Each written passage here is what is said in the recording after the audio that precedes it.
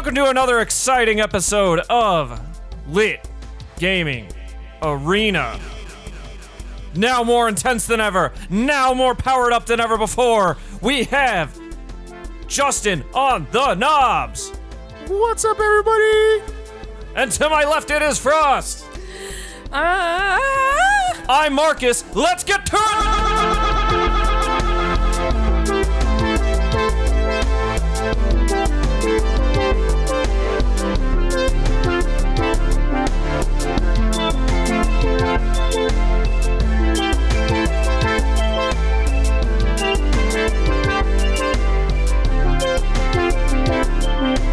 Okay, welcome to, what is this, episode 28? Yeah, 28. Episode 28 of the Lit Gaming Arena podcast. And once again, we are powered up by Game Fuel. So you're going to listen to this right here. See, here, listen to that. That is a can of Game Fuel opening, and I'm going to drink it. Loudly. That wasn't loud enough. It just kind of... There you go. There we go. The thing about these cans are... Wait, you forgot to do that. The thing about these cans are that they are incredibly efficient in delivering the beverage to your mouth with minimal sound and great efficiency. That's why it was hard for me to make sounds when I was drinking this. I went to go take a drink what I would normally do out of a pop can, and no dice, no sound came out. That's how good this can is. It's a revolution in can technology. They're doing some great things over there at Mountain Dew Game Fuel. So hit us up, Mountain Dew, PepsiCo, Game Fuel. We'd love for a sponsorship. They're not going to sue us. They're going to love me because I love them. Anyway. Mine tastes like cherry dental paste. It's exactly the feel. Or like cherry cough drops. It does not taste like cherry cough drops. That tastes like shit. Mine tastes like Slurm. Woo! Let's see, what do I got this week? Charged Berry Blast. That's what Marcus had last week. I see you're blue. I'm blue team. Dabbas dee, dabbas die. Yours was charged what blast? Berry. Mine's charged cherry blast. Those are which is technically also a berry. So anyway, you can follow us on Facebook, Instagram, and Twitter. Hit us up. You can also find us on the Gaming Podcast Alliance, and we have a new member of the Gaming Podcast Alliance. Grief Burrito is now a member, so we're gonna be doing some stuff with Grief Burrito, including I'm gonna play some terrible game that he played. Grief Burrito played a terrible game that's on Xbox Game Pass, and they're gonna tell me what game it was. I'm also gonna play it, and then we're gonna talk about it. The Bachelor, the game. It was apparently like an Oblivion clone. It's so far back. It didn't even clone Skyrim. It went further back and cloned Oblivion. That's how terrible this game is. So I'm gonna play it, and we're gonna talk about it sometime in the future. So that's gonna be awesome. But anyway, tonight we have a guest via Skype, which I was trying really hard to get this to go smoothly, but my setup was not having it, so unfortunately for our guests, they're gonna hear themselves back through the audio when we call them. So we're gonna give them a call real quick.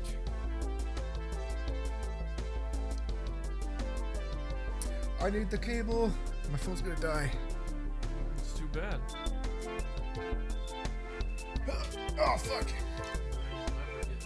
No, you'll never get it.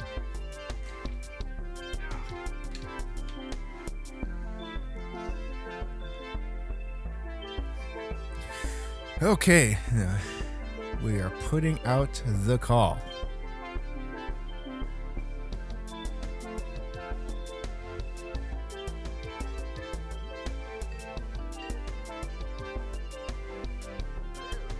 Hello. Let's see, we'll turn your volume up here. Okay, can you hear me fine? I can hear you perfectly well, yes. All right, and I think I'll turn you up a little bit more. A little bit of static there, but I think that is good. Here, I'll try now. Okay, this is a test 1 2, test 1 2. I think we got it. I think that's good. Okay. All right, so we are speaking to the host of the Weird Tales podcast. Hello. How we doing? We are doing fine, despite some technical difficulties we had. I'm sorry you're probably hearing yourself back through the audio when you talk. Apparently my setup is not advanced enough. I am a little bit. It's not going to bother me though. I had a much greater problem going on over here that my microphone was feedbacking into my not feedbacking, but playing through my earphones, and I had to figure out how to fix that. So, Oh yeah, we had the opposite where there was no microphone. Oh well. Okay. So tell us a little bit about yourself, since we have you on here. You have a podcast. Yes, my podcast is called the Weird Tales Podcast, which now in retrospect makes me think that it is tied in somehow to the Weird Tales magazine, which it is not. The Weird Tales, it got its title, it's just kind of a riff on another podcast that I used to listen to, and actually I edited many of the episodes, and it's probably about 5 or so years into its run, called the Classic Tales Podcast, which is narrated by a guy named BJ Harrison, and he just reads a bunch of like classic literature and stuff. And I decided, I mean, I could do that. I can read stories. And a lot of the other Weird Tales podcasts that I found, because I look for stuff like that, were just not good. They weren't like the readers were fine, but it wasn't like great. And I thought, I can do that. I can do better than that. And so I've just kind of put my own little stuff out there, and haven't really advertised or done anything like that. It's all just kind of spread by word of mouth, I think, and just people discovering it by searching for stuff, online. And I've been fortunate enough that I've been able to do some readings on the H.P. Lovecraft Literary Podcast, which, if you're into weird tales and Lovecraft and Cthulhu, is definitely a show you want to pick up on and listen to. It's amazing. And that got me a nice little boost. And so I'm getting up there. I'm not like, hugely popular, but I get about 500 hits an episode. So that sounds pretty great. I will definitely have to listen to some of those. And it's like they always say, if you want to do something, you just got to do it yourself. If you want something, you just got to do it. That's kind of a page I took out of Kevin Smith's book. Actually, I've heard him on his podcast, and he was just out there saying, like, if you want to do something, you just got to do it. You can't sit around waiting for other people to do it. You just get out there and you do it. I thought you took it from a Limp Bizkit song lyric. I mean, that's what I do with fan fiction. If you want something done, you just got to get in there and do it yourself. Well, I'm going the nerdy route, okay? I think that was nerdy. So, we're here to talk about some video games, and from what I've seen on Twitter, you have some opinions on video games. I have many opinions about video games, and I will get very argumentative about it, especially when people are wrong, as the subject of today's discussion is going to be. I can't wait for the first episode of Marcus Smackdown. Oh God, well, we'll see. If they agree, they might just be smacking us down. I think we will agree. They might.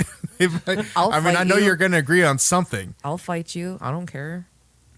So I'll go in there and start blindly waving my arms around. just one of those people just closes your eyes and just swings your fists and hopes you connect with something. Swing for the fences. I'm a button masher myself. That's how I do it. So let's see. Where should we probably start? The first thing I saw you commenting on was about The Legend of Zelda and some certain games being overrated compared to others. Oh yeah, no, absolutely. So, well, it had come about because there was this.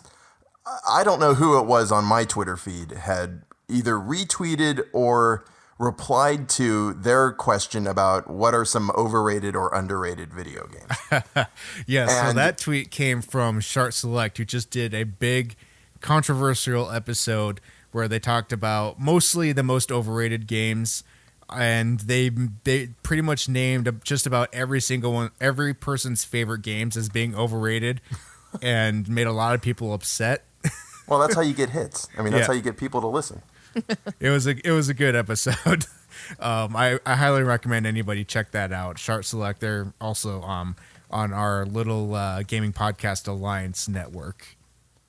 But but I saw that tweet, and because it showed up in my feed, I decided to stick my nose in there with my somewhat controversial opinion that, and I believe what I tweeted was, hey, you're going to mention that Ocarina of Time and Final Fantasy VII are two of the most overrated games of all time, right? Oh, right. Yeah, that's right. And you said yes, and I have lengthy reasons for this if anyone wants to know.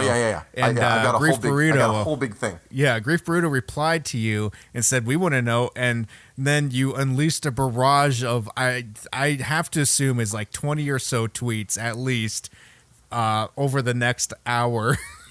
Yeah. Yeah, my notifications I had the day off, today. and I said, I got nothing else to do. Let's do this.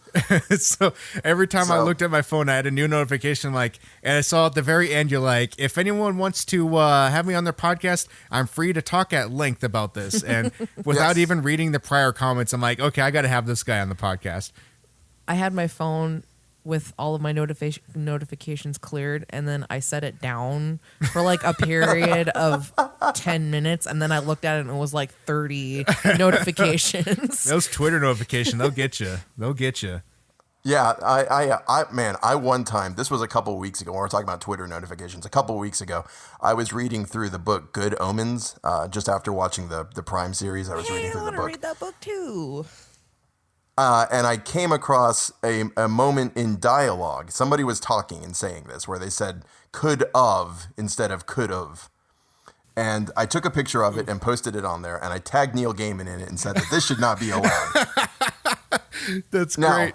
Now, I posted that thinking, this is Neil Gaiman. He's got like 10 million people tagging him every day in 20 million quotes and 20 million tweets. He's not going to notice that. Hey, guess what happened? He noticed it. Neil Gaiman noticed and he commented on it. Oh my God. And at first I was like, oh, hey, cool. Neil Gaiman responded to me. And then every single person who follows Neil Gaiman let me have it. Oh, no. Like just ripped into me. Dude, that's dialogue. What's wrong with you?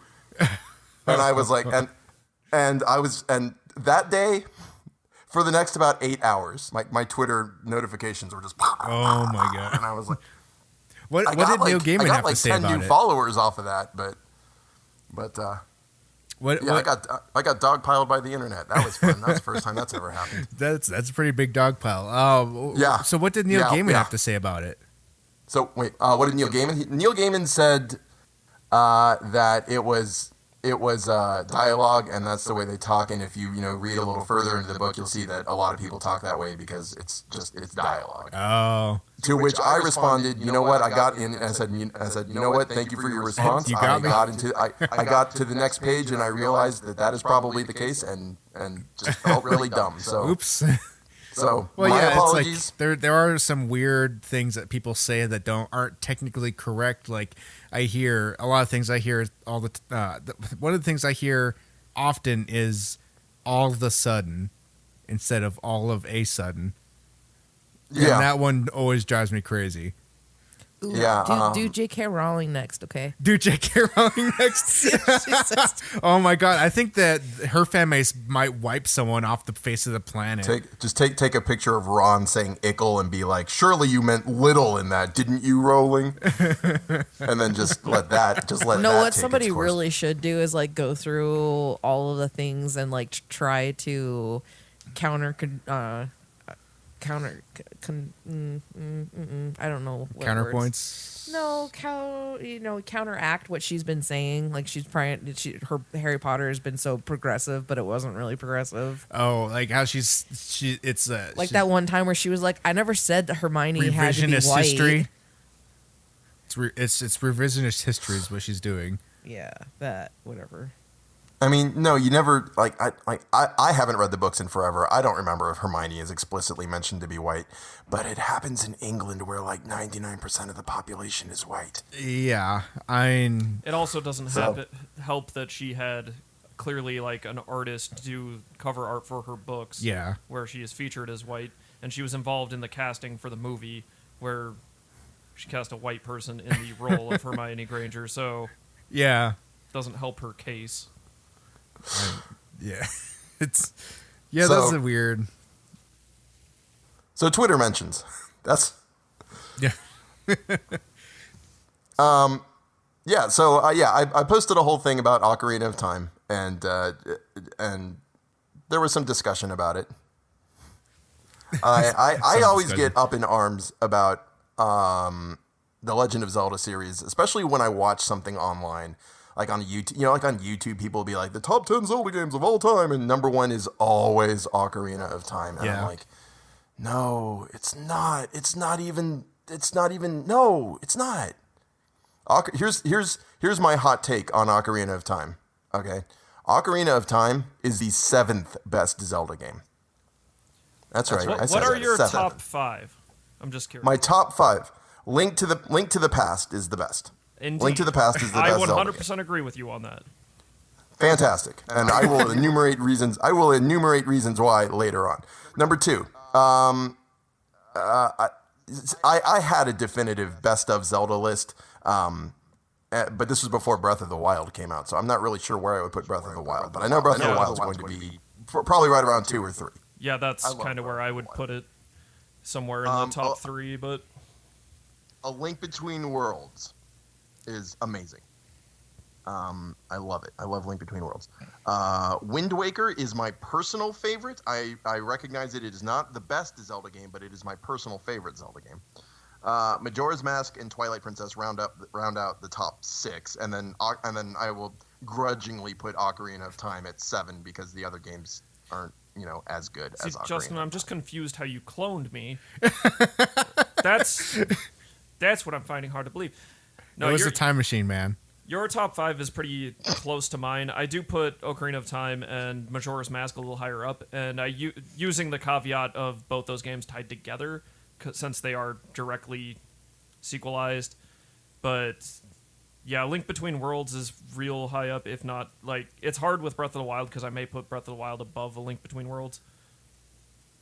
That one's a tough one. I mean, yeah, for me, Breath of the Wild and A Link Between Worlds are completely interchangeable. I love that both of them are almost completely non-linear. A Link Between Worlds has a tiny little bit of linearity to it, but Breath of the Wild is completely non-linear, and you can do anything in any order at any time, and it's awesome. And they're very good for different reasons. Yeah. So that's my top 5 in Zelda games. Excuse me, sorry.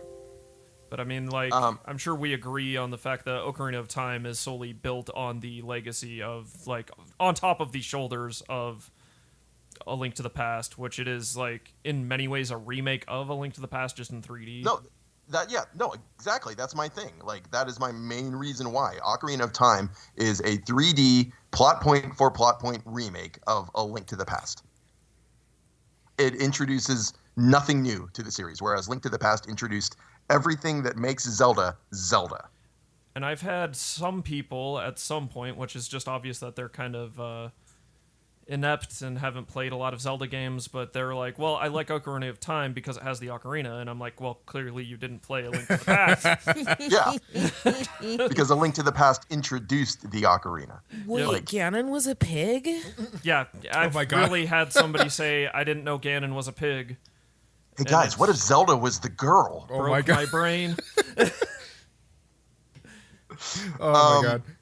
So yeah, but like, I was talking to one of the guys I work with a couple months ago, and we got into this argument, and I told him that Ocarina of Time was overrated and not as good, and he was like, "What are you talking about?" And I like enumerated to him like the plot point of stuff that happens in Ocarina of Time, and I said that is literally the exact same thing that happens in A Link to the Past, which came out like 6 years before, something like that. Yeah, pretty. I was like, somewhere around there. Yeah. And I was like, it is literally exactly the same game. It's just in 3D. And I mean, And way back Go when, ahead. A Link, like, I did like Ocarina of Time when it came out a lot more than A Link to the Past, but being that it was like hot, fresh, and new, and it was in 3D, it really filled me with like wonderment and like what a three-dimensional game and exploring a three-dimensional space was. The same way like Mario 64 did to Mario, even though I will 100% say that Super Mario World is better than Super Mario 64, the same way I would say A Link to the Past is way better than Ocarina of Time. Yeah, no, I agree with that. Ocarina of Time. The other problem that I have with Ocarina of Time is that it introduces a number of things into the Zelda series that don't necessarily make the Legend of Zelda series better. I don't know if that makes any sense. Let me explain what I mean.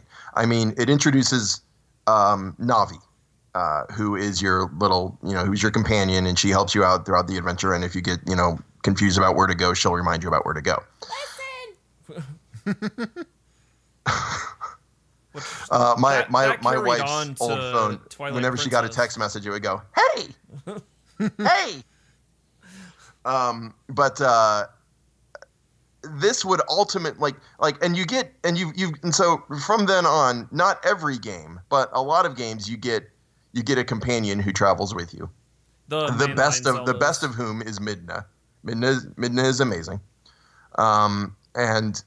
But it ultimately culminates in Fi, who is the absolute worst thing that has ever happened to the Legend of Zelda series ever. Yeah, we like to pretend Skyward Sword didn't exist. I really like the art style of Skyward Sword, but because I felt that Link, because he was kind of cartoonish while also being realistic, he could do what Link does and do weird cartoonish antics while still being taken seriously. But boy, is that game just a blunder. Did we lose you? Something went wrong, I think. So I guess while we're waiting, let's just go ahead and talk about what are some upcoming games this month that are notable. What are the upcoming games? I'll tell you right now, because this was a list that was specially crafted by Marcus. A little kiss from him to you. So on August 6th, there is going to be Age of Wonders on the PC, PS4, and Xbox. I'll just go through the whole list. Age of Wonder that's a PlanetSide one, right? Yeah. Planetary Annihilation. No, Planetfall? Planetfall? I thought it was like PlanetSide, Planetscape. You don't know what you're talking about, Justin. Shit. Planet Bob. It's Planetfall. Planetfall. My bad. I am going to go through the whole list and then we can dissect it afterwards. So, also on August 6th, Metal Wolf Chaos, PC, PlayStation 4, Xbox. August 20th, Rad on the PC, PS4, Xbox, and Switch. August 22nd is Oninaki on the PC, PS4, and Switch. August 27th is World of Warcraft Classic on the PC. Oh my god, you're going to get that classic World of Warcraft. Reliving the glory days. The date, it's not going to be as fun as it was, but okay. Then also Classic on the PC, on the PlayStation 4, and Xbox. Nope, not Classic. It's called Control. Control. The Classic on Control. Oh, God. August 30th. Same makers as Alan Wake. Astral Chain, only on the Switch. Blair Witch on the PC and the Xbox, which is something that I kind of will check out. And then Dark Pictures Anthology Man of Medan on the PlayStation, PC, and Xbox. Yeah, Blair Witch will be good to stream with Salty. 100%. Oh, yeah. Even though she resents me every time I bring about scary stuff. But she still does. She likes it. I know. She likes the negative attention. All right, well, that probably wraps up the notable games for August. I think looks like he's ready again, so we'll give him a call back here. Okay, take two. Can you hear me now? Yes, a little bit better, actually, now. Oh, well, okay. Okay, so where did we leave off? Last thing I was commenting on, Skyward Sword, and I was saying that the story of Skyward Sword is great. I love the story. The Zelda games always have a really great story, and Skyward Sword as an origin story, like I love origin stories that set up with and mesh with what we know of the world that it's in, and I love that about Skyward Sword. But it was all of the trappings around it that made it unbearable. Like, and the worst of those was Fi, who will point something out to you that you clearly like already know. The best description I've ever heard of Skyward Sword is that it is a game that tells you everything about everything twice. There's a dungeon, one of the best dungeons in the Zelda series, which features one of the best Zelda bosses in the dungeon in the entire series, called the Ancient Cistern, where you fight a boss called Coloctos. But at one point in the Ancient Cistern, you flip a switch that unlocks a door, and then the camera pulls back from the door to show you where Link is, and to also show you the door in the same shot. So you see this door unlock, you see the camera pull back, you have Link and the door in the same screen, and then Fi pops out and says, "Master, there is a 98.5% chance that a door somewhere unlocked, and you should go through it." Really? Should I, Fi? Is that what I should do? I think something like Skyward Sword really brings up a greater conversation around games disrespecting like gamers' intelligence, which is a lot of games that are very popular. Like something like Assassin's Creed is a good example of how it'll remind you several times of what button to hold to climb a building or something. And it's an interesting contrast to, like, I would assume our generation of gaming, where they don't tell you anything. It's just like, just try it, fail, figure it out. Like Link to the Past, it gives you points on your map to go to. Like it'll like you go and you find Sahasrara, and he'll be like, okay, go to this dungeon here, and this is where the dungeon is. But he doesn't tell you how to get there. He doesn't tell you any of the challenges on the way. He just says, this is your next destination. Go, have fun. And you don't even have to go there right away. You can just go explore the world if you want. And you'll find stuff if you do. Because that's like what Zelda is all about. It's about exploring. It's not about being on a linear path and having Fi tell you, hey, we should go here and do this, and then go in here and do this. And hey, Master, maybe we should do this. And it's like, we got it, Fi. Thank you. See, and I can't help but feel Nintendo learned its lesson, like, because of Skyward Sword very much underperformed, which it didn't help that it launched around the same time, like, probably even on the same day as Skyrim, but obviously I think Skyrim definitely sold more units than Skyward Sword did, and they had to look at, like, what's that game doing that we're not doing, and I think they learned their lesson going into A Link Between Worlds as well as Breath of the Wild, where they're very much not hand-holdy, not telling you what to do, especially in Breath of the Wild, where it's like, oh, you just mark your own points of interest on a map and go there. Yeah, like the thing, like Breath of the Wild that came out around the same time as Horizon Zero Dawn, which is a game that I've actually just started playing for the first time about a week or so ago, maybe. Like Horizon Zero Dawn, like, gives you like all of these, like, you open your map and just everything is marked. It's just, you have everything there, and you just pick a place and kind of go to it and hope a machine doesn't kill you. But you'll always have your little, like in Assassin's Creed, you'll mark a spot on the map, and it'll have the little mark on your screen that tells you how far away it is, and then you just run towards that until you get there. But like Breath of the Wild, like, doesn't even do that unless you mark it yourself. And even then, it doesn't put the mark on the screen and tell you how far away it is. You have a little mark in your mini map, but you don't know how far away that is. There are times like in Breath of the Wild, I'll see a little shrine somewhere, and I'll be like, ooh, shrine, mark that. And I'll be like, okay, let's go there. And then spend the next 20 minutes trying to get to that shrine because it is so far away. I almost feel like they take a little, like they take a note out of Morrowind from that, where Morrowind would be like, there was no, they didn't tell you, they didn't give you points at all for anything. You had to actually find all this stuff in quests. There wasn't no points that they would mark. And then Oblivion did mark points, but then it was kind of like on a circular compass, where it just kind of, you knew the direction it was in, but it would point it out on like the big map if you looked at the big map, but there wasn't a mini map. I can't speak to that. I have absolutely no experience with any of the Skyrim or any of the Elder Scrolls games. Oh man, you're missing out. I've never played one. You're missing out. Todd, you're making Todd Howard very sad right now. Well, I mean, Todd Howard can go cry on his big piles of money. I you know, Use his go be sad, $100 Todd, that's bills okay. to wipe his tears away. Yeah. I mean, he's probably crying about Fallout 76 right now, but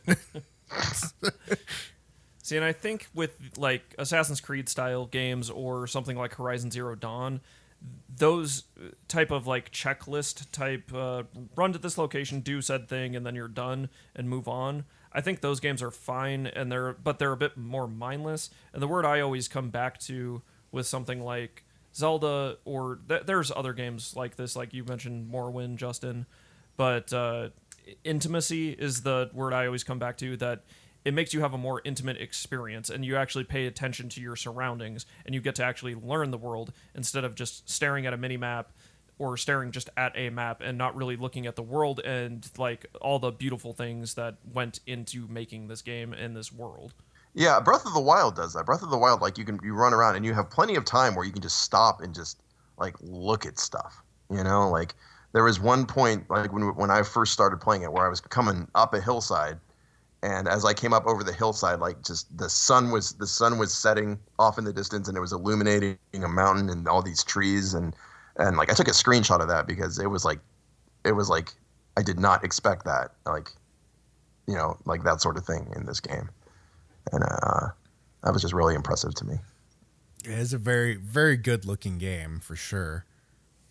And I always come back to a quote that was actually for Star Wars, which is not a commentary on whatever anybody thinks of the new movies, but it always was that statement of what's old will be new again. And I think of that with Ocarina of Time comparisons to Breath of the Wild, because once again, I mentioned that when I played Ocarina of Time for the first time, it was like, oh, this is what a video game can be, like, and what you can do. And it, you know, like it made me wonder what was behind every corner, under every like nook and cranny of that space before you kind of found out the limitations of a three-dimensional space, or the three-dimensional space that you were occupying at that time. But Breath of the Wild filled me with that again. It made me have those same feelings again, or that spark in a way of like, oh, amazement of like there could be anything hiding around any corner, any number of surprises. I mean, and that's another thing, that flies right in the face of Ocarina of Time being the best Zelda game of all time, is because, yes, at the time it was big and it was amazing, and there was always something to find, and you run around this corner, you don't know what's going to be there, and you know that's awesome. But every game improved upon that as it went forward. Like Majora's Mask is just way more character driven, and it's way more atmospheric, and the stakes are way higher. And Wind Waker is not quite open world, but almost is, because at one point the world just opens up and you can go to any island at any time. It gives you the illusion of as much, which is all you needed at that time in gaming history. Yeah, and like Twilight Princess, which was built on the same engine as Wind Waker, takes the combat system and just amplifies it with all of these the wolf side quests that you can do, where you learn new moves and you become like an even better fighter than you already are, and you don't even need any of those moves to get through the game, but each one like makes you like a better fighter and makes combat easier and gives you more options when you're fighting. And it just, like so Ocarina of Time did stuff, but that was then immediately improved upon with future games, so it's like, and I suppose the same argument could be made for Link to the Past. Link to the Past did a lot of stuff that could be improved, that was improved on in later games, but my argument against that is Link to the Past did it first. Link to the Past introduced it and made Zelda what we knew Zelda to be up until Breath of the Wild, when Breath of the Wild changed everything. And I am curious, have you played God of War 4, or the most current God of War? I have not. I have watched like Let's Plays of it, but I have not played it myself. Darn, because I was gonna say, which may be a controversial statement, but in many ways, God of War 4 is the best possible version of Ocarina of Time. Which I know that sounds like a weird statement. But bear with me. But I know my wife very much wants to play God of War.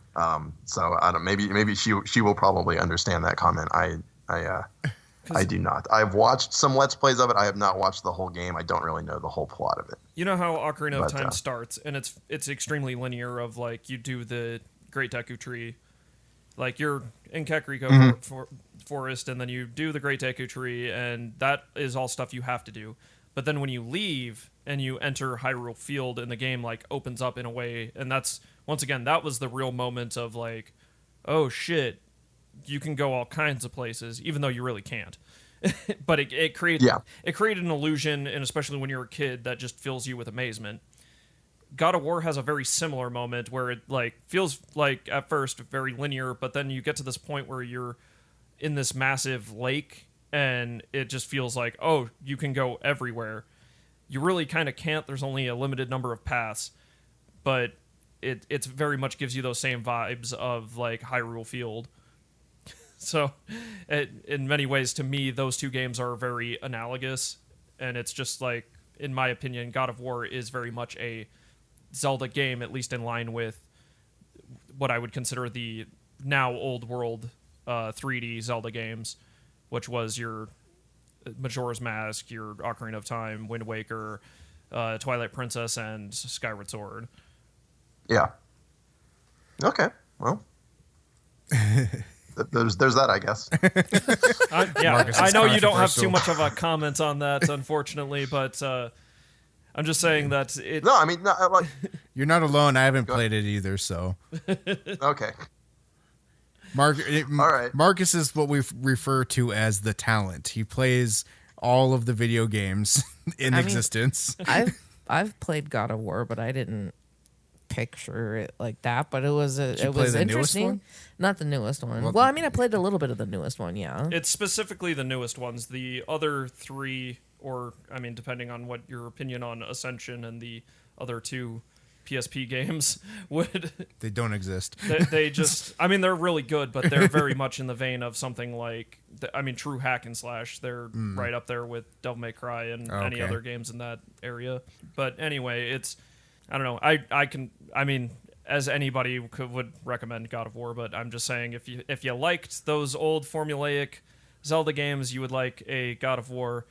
But in many ways, Breath of the Wild has turned everything on its head, which is for the better. But and have you played? Are you a Metroid fan at all? Yeah, I've played a lot. Yeah, I've played a lot. I've played the original Metroid. I've played Return of Samus. I've played Super Metroid, Metroid Prime 1 and 2. I played Samus Returns. I've played Zero Mission and Fusion. Look at this guy. I don't think I did any of like the spin-off games. He's done everything. But I feel the Breath of the Wild formula, in my opinion, would translate better to a Metroid game. And I say this in regards to the shrines. They feel very much like, oh, this would be great if you were like rolled into a morphing ball or something and solving kind of a weird puzzle to get like a missile pack upgrade or something. Like more so than I feel it translated, like if you think of it compared to other Zelda games. Yeah, I mean that would like an open world Metroid game. Like, yeah, that would be awesome.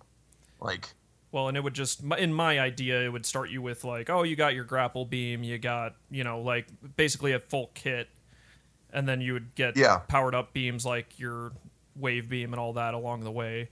But that's just theory crafting a game out of thin air. My dreams. I mean, Metroid Prime 4 apparently, like just a few months ago, just got scrapped and restarted. So I don't know. Maybe they're doing something with that. I'm hopeful, but also Nintendo has a weird way of letting me down. They lift you up and then they let you back down. Nintendo makes weird choices, don't they? Indeed. Some of the weirdest. That's for sure. Hey guys, here's Super Mario Maker 2, and guess what? You can play it online with other people, but not with your friends. I thought my friends were other people. Your friends aren't other people. What are you thinking? You play with randos or you play with nobody? Which then they've double backed on, sort of. I don't know if that patch is in place yet to fix that. It's not. I've built some levels in Mario Maker too. I haven't played any multiplayer because I don't like playing like online against, like I don't like playing online. But as far as I know, my Mario Maker 2 hasn't updated with any new patches yet. So Very slow. Yeah. They don't understand internet quite yet. Oh my god, they got to get their one of these consoles. They're gonna get it right, and even then, when they get it right, it's gonna be the equivalent of like Xbox Live on the 360. So still behind golly. a generation. It'll still be behind it'll be behind like 2 generations, but it'll be workable. I mean, Xbox Live on the 360 was fine. It worked. It did its job. Xbox Live Xbox Live, the Wii whatever, or the Nintendo Online stuff. It's nowhere near what we need. I cannot believe they're still using friend codes. That makes me want to die. Just please, Nintendo, get your shit together. I mean, we got the Nintendo Online package so that we could play Mario Kart with one of the guys that my wife is a mod for on Twitch. He played Mario Kart like every Sunday night. Yeah. And so we got the Nintendo Switch Online thing because we wanted to keep playing Mario Kart with him. Yeah. And then he was like, "Oh, so yeah, we're not going to be doing Mario Kart anymore. We're going to be playing other online games now." Oh shit! So, all right, well, he got burned. Thanks. But I mean, you still have all of the retro games that are on the. Yeah, at least you got Tetris 99 from that deal. Oh yeah, and Tetris 99 is amazing. I love Tetris 99. I've only ever the highest I've ever placed is 8th, but I play it every now and then. So. Yeah, I always was shooting for a number 1 spot, but man, when you get close, when you get into 10, that top 10, it just forget it's just it. madness. You're just like, how are these people still going? Oh man, that's a crazy game. That game kicks my butt. Like I'll get into the top 20 and just if I get past 15, I feel like I had a good run. People are real good, and they got better after that initial launch week. I was listening to it was a while ago, another video game podcast called Precisely, and one of the guys on there was just like, man, like imagine being like one of those like 99, like the 99th person, the first person that gets knocked out in Tetris 99. Like, just imagine being that bad at Tetris. Just quit. I just assume don't play. All those people are AFK, to be honest. You just need to just uninstall the game. You're too bad at playing Tetris 99 to be the first person out on Tetris. The funniest I've never thing. been the first person out, but I have been in like the first 10, and that's just like, okay, it's time to stop. It probably would be me. I would be that first person. I mean, I don't personally have a Switch yet. I'm going to be getting one here hopefully soon. Tentatively planning on getting that one with the improved battery life. Yeah, I was gonna say, are you gonna wait for the improved battery life, or are you gonna get like a Switch Mini, or what are you gonna? Oh, the light switch? Nah, we're not going for the light switch. You're going for that 30 extra minutes. And I'm just gonna call it the light switch forever. I don't care what anybody says. It's just someone else said it, and it just sounds just right. It's the way it should have been. So I'm gonna call it the light switch, or as Marcus says, the switchless. It's switchless. The light switch is pretty good. I like that. It was obvious. I'm stealing that from you. It was the most obvious choice, and they didn't take it. So what are your thoughts on the new Zelda, the Breath of the Wild follow-up? There's not any information on, really. I mean, did you see the E3 trailer? Yeah. You know just as much as everybody else. Yeah. So I'm hoping you got it's any game more theories? Storied. That's all I'm really hoping for. I would imagine it would be because you don't have to, like, Link doesn't have amnesia anymore. I'm fixed. Maybe not. So I would imagine there's going to be more story to it. Hopefully, like, actual real dungeons. Like, I love the Divine Beasts, but yeah, I wanted real dungeons. Yeah, more of a whoa. Sorry, killed my pop blocker there for a minute. More of a like more dungeons and less of a focus on shrines. I would like some more interesting bosses, because a lot of the bosses in Breath of the Wild were very much like the 4 Divine Beast boss were kind of all similar, very very much the same boss kind of over and over again. Yeah. So and the Taluses are all the same, and the Hinoxes are all the same, and I would like more creativity with that, which, I mean, in my opinion, it can only get better from where they're at. They laid the foundation, so I agree. high hopes. I felt like the game was actually kind of short, like the game itself, like the plot line. I wasn't expecting it to end when it ended. Yeah, Well, but that was fast, work. I guess. in my opinion, the game is all the other bullshit. I know that the game is other all the other bullshit. bullshit, but for those of us that like plot content, there wasn't a whole lot there. I collected all 900 Korok seeds. Oh, Jesus. Oh my god. I That's- 100%ed the game, including the Oh my DLC. I God. still have the file on my Wow. on my Switch. I didn't brave the Korok seeds. I was like, I think 330 or something, and then I was like, that's enough. Says the person getting close to 100 platinums on PlayStation. I Jeez Louise! I didn't want the golden Korok poo. I didn't, I got some platinums on like Final Fantasy 13 and 13-2, and I was like, that's enough for me. I don't like platinuming is too much work. That Depends is on the just game. Way too much work. I pick my battles. Okay, I'm gonna pitch an alternative title for the new Zelda game. So, let me know what you think. The Legend of Zelda: Breath of the Wild 2. Finish the fight. You could just go with the Die Hard naming convention and say Breath of the Wild 2, Breath of the Wilder.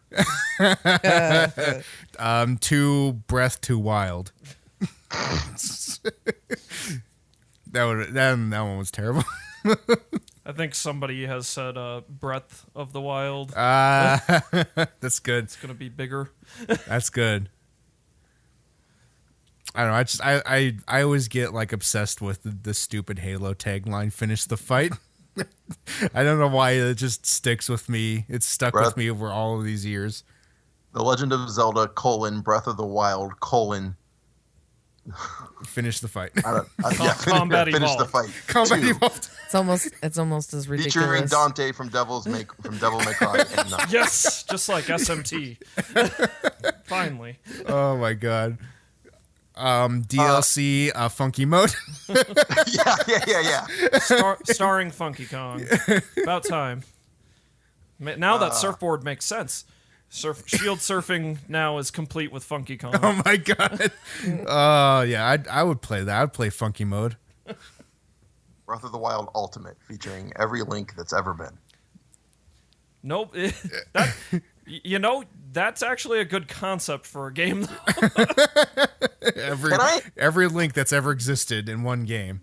There's Can a I lot go of ahead people and that do put forth comic. my own little theory about Breath of the Wild? And this is my own little headcanon that I've tried to share online, and people have mocked me for being like, oh, that just makes everything, it's all a dream. But I'm like, that's not what I was saying at all. But my personal little headcanon about Breath of the Wild is that Link travels with Zelda all around Hyrule.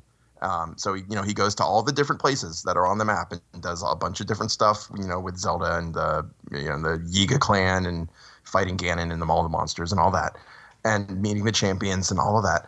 And then they get into that battle, and he gets almost killed and put in the Shrine of Resurrection for 100 years. And then in the 100 years, he has all of those names and places and things that have happened are all floating around in his head and mixing and matching. And that's why you have, Koroks in Wind Waker, because that was just kind of a thing that was mixing and matching in his head. And you have Linebeck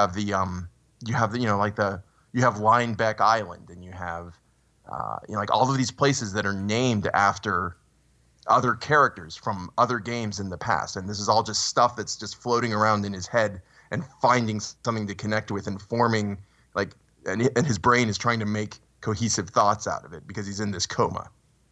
So it's kind of like it's a dream, but it's like That maybe he experienced the other lives of the other Links while he was in his 100-year regeneration state. Maybe, yeah. No, what I'm saying is there weren't any other Links. I'm saying that all of the games that came before are all the thing, Okay, yes, they were dreams in his head. If you want to be reductive about That's it. just Link's Awakening. Wait till the new Link's Awakening is out, and then we'll see. Oh my god. I like that idea. That's cool. It's almost like the Saying Elsewhere. I mean, I think Kind of, yeah. It's like Legend of Zelda: Saint Elsewhere. That's what it is. I think that's a great theory. I mean, nobody knows really for sure because there is, like, they have their quote-unquote timeline that is a three-way split timeline, but this doesn't really fit anywhere because it has elements from all the timelines. So it's like, yeah, it kind of has Wind Waker stuff. It's kind of got, like, Ocarina of Time stuff. It directly references, like, the Hero of Twilight. It's the center of the timeline. It's Have very you g- confusing. Have you guys actually gone to see like the Wind Waker island that's in it? Me? The Wind Waker. Oh yeah. No, yeah. Oh, I remember hearing about that. Yeah. I've probably been there. I've been everywhere in that game. You collect 900 Korok seeds and then look at your hero's path. Holy crap! It took everybody a while to discover it. Like the article was At like least 2 that weeks it was ago. 100% analogous. I mean, I originally thought this game was like very like in a Wind Waker-esque world because it seemed maybe post-flooding in some capacity. Yeah. Just like freaking Spirit Tracks. we don't talk about that. Spirit Tracks. Okay, on the definitive list of Zelda games, Spirit Tracks is the very last one. Really? It is the very last one. I have one I think is worse, and that's Which one do you think is? Triforce Heroes. See, I put Triforce Heroes in the same place that I put like Link's crossbow training. Like, it's not a real Zelda game. So like, low, it's on a different list. Yeah. Like Hyrule Warriors or Link's Cross. I love Hyrule Warriors. But it's not a Zelda game. You know. I mean, that's what's more upsetting, that Hyrule Warriors can be better than some Zelda games. Like, some actual factual Zelda games. I wish Hyrule Warriors was a real Zelda game. That game is amazing. See, and that I played that game forever. That does cross like universe lines, but man, you could have think of all them links in an actual like canon Zelda that they all have to come together to beat a Ganon that has teamed up with other Ganon. Oh my god. So every Link versus every Ganon with every Zelda. Do we want to throw in every companion that's ever been there too? So we have Navi and Tattle. No, and they died. Midna, They died in a Fi, tragic accident. Hey, don't say that Midna died. Well, just the other ones. Midna was the best. I wouldn't even consider her a companion. I would just consider her a also main character. Every iteration of the true hero, Tingle, is. Tingle. No, look. Tingle's a cultist. Tingle is a cultist, and I will not. Nobody can convince me otherwise. Tingle is a freaking cultist, and he started a cult, and he has people who joined his cult, and that's where all the Tingle brothers came from. Yes. Because they're a cult. Oh, that's beautiful. I posited that theory once, and my wife just gave me a look. She was like, what's wrong with you? And I was like, I don't know. You married me. You knew what you were getting into. I'm sure she's happy that you're aiming your video game discussion somewhere else tonight. Oh no, she is. She's like, thank God. She's like, maybe I won't have to hear about this for a week. I saw her tweet in response to yours. She's like, I am his wife. Can confirm. Yeah. No. That was great. Listen. The other topic, which we haven't even touched on, I don't know if we're going to, Final Fantasy VII. Like when I've tried so many times to play that game, and it is just the most boring game that I've ever played. It is so dull. It is like nothing happens. I've talked to people about it. I'm like, it's the most boring game ever. And they're like, well, how far did you get? And I'm like, I don't know. I got to place where the thing and like you go in the fort and they need you to fight battles for them and they're like, oh no, you didn't don't get far talk enough. about Gondor. That didn't happen. And they're like, That was a and they're fever like, dream. they're like, oh, you didn't get far enough. You have to get like at least 10 hours into the game. And I'm like, no. Like if you don't catch me in at least hour 2, like no, absolutely not. Like So did you? I don't want to have to play 15 hours into a game to get to the good part. Like, So did you play this when you were younger, or did you play it for the first time like more when I you were have older? played it. Okay, the very first time that I played it was when it first came out, and me and my best friend, we played it, and I was like, this is not great. Like, So back like, then we you had thought just, it was like, boring. Like we had just done Final Fantasy VI, which at the time was Final Fantasy III. Okay, which is That's just so weird. We loved it. We love that game. I still love that game. Final Fantasy VI is just amazing, and I love it. Was that your first seriously, so Final Final Fantasy? Fantasy VII comes out, and he had a PlayStation, and we were like, all right, let's go, let's do this, here we go. And we get into it, and I'm just like, this is so, like, nothing, is anything going to happen, or is this just it? Like, and I kind of lost interest. And I came back to it a few years later and tried to play it again, and nothing happened. And like I couldn't get into it. And then we moved out here I live in Georgia, and we moved out here to Georgia, so I didn't have that copy of it anymore because it was with my friend.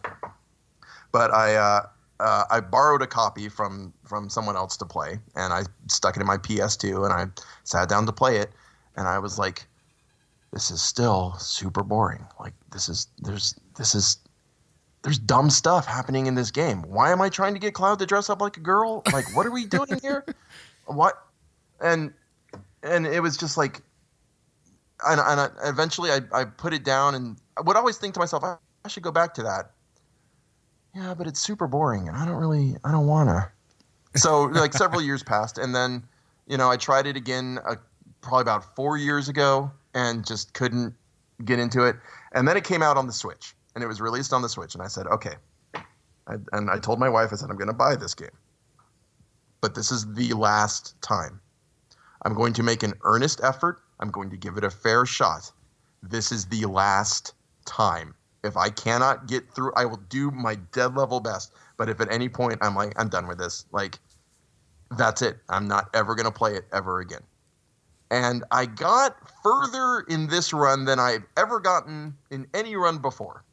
But the thing that killed me about it was the stupid mini games that you have to play in order to advance the plot. Because the mini games are not like accurately described. They don't tell you, like, they tell you how to play it, but they don't tell you how to win it. So you go to Junon Harbor, which, number one, they don't even tell you when you get there. Because, like, in Final Fantasy VI, you walk into a town, and even if it's your hundredth time walking into this town, there'll still be a little title that comes up that says the name of the town. So you know exactly where you are. You walk into Junon Harbor in Final Fantasy VII, and nothing comes up, and nobody says anything. And I was like, is this where I'm even supposed to be? And I'd talk to people, and the people that you meet in the town are all like, boy, it sucks. This sucks. I hate everything here.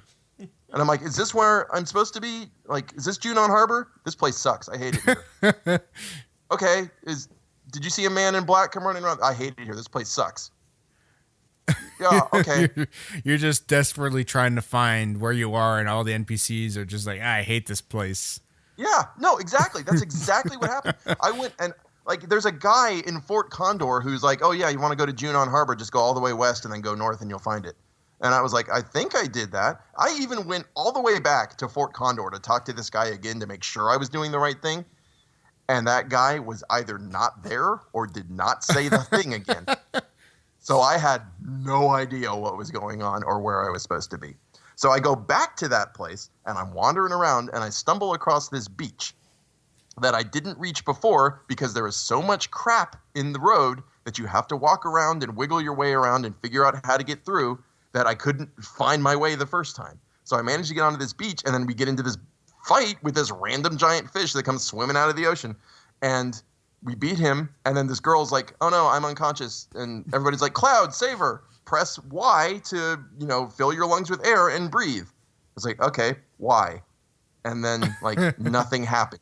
And he was like, that wasn't enough. And I was like, and he just did this little shrug and head shake.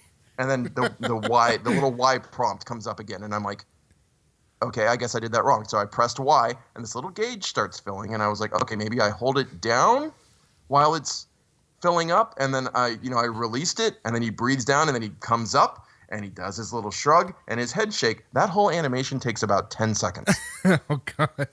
And he does his little shrug and his head shake, and then the Y pops up again, and you hold down Y, and the gauge starts filling, and you get it all the way up to, and I think, okay, maybe I need this gauge filled all the way up to the top. So I let it fill all the way up to the top, and then if you let it fill too far, Cloud goes, and you have to start all over.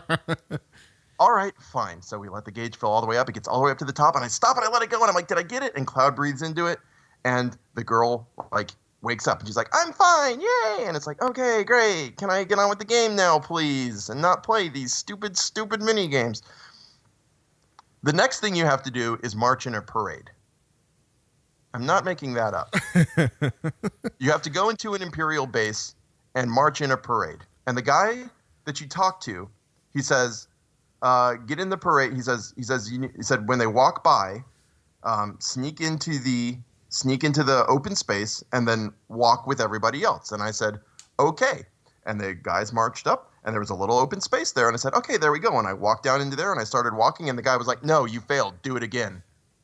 Did you not spin your gun correctly? I don't know, because they didn't tell me how to play the game. Did you do enough squats?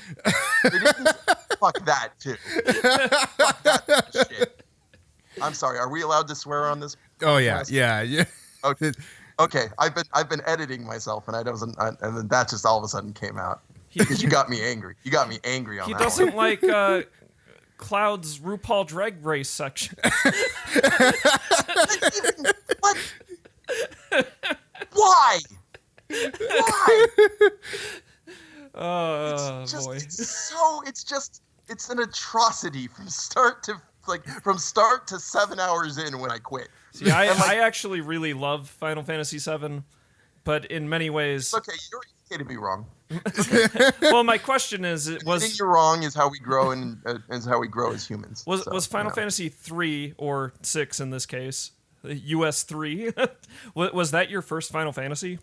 It was not. My first Final Fantasy was the first Final Fantasy. The first Final Fantasy. I played that. I played the first Final Fantasy to hell and back. I still love that game. Final Fantasy 2/4 is my absolute favorite Final Fantasy, and I have played that game like every time a new version of that game comes out. Like I'll buy it. Like I bought Final Fantasy IV Advance when it came out on the Game Boy Advance. I bought Final Fantasy IV like DS when it came out on the DS. Like I love that game. I bought the After Years. I played Final Fantasy IV the After Years. That's how much I love that game. See, unfortunately, I'm a weird case. I've never played Final Fantasy VI, nor have I played 4. Oh well, see, you have no metric. I've played 1. Games. I've played 2. I've played 5. I've played 7. I've played 8, 9, 10, 10-2, 12. I played Final Fantasy X, and when I finished it up, I said, "All right, let's try out let's," because it was the Final Fantasy X 10-2 Collector's Edition on PS3, and my wife had watched me play Final Fantasy X, and my wife hates the Final Fantasy games. She thinks they are the dumbest video games ever, and to an extent, she's right. Like I don't rise to defend the Final Fantasy games because a lot of times they're just way overcomplicated in plot. But I started up 10-2, and I got to the tutorial that teaches you how to change costumes, and like I was like, nah, we're done here. Thank you. These are I will not dress proceed any spheres, further and with these this are game. classes. So I was like, nah, we're done here. Thank you. Oh, come on. You could have been a mascot. Oh god. I love Final Fantasy 12. I recently 100%ed Final Fantasy 12. It's underrated. That's the most underrated Final Fantasy. You know what? I can go with that. It's amazing though. I love that game. Indeed. I But don't we hear all many know people talking about the it. best Final Fantasy is Final Fantasy Tactics. So, I have not played Final Fantasy Tactics. I've played Tactics Advance. which is Which I also don't know really if good, that's- but not as good as the original Tactics. But it's Advanced and A2 are both actually pretty good. The story's lackluster.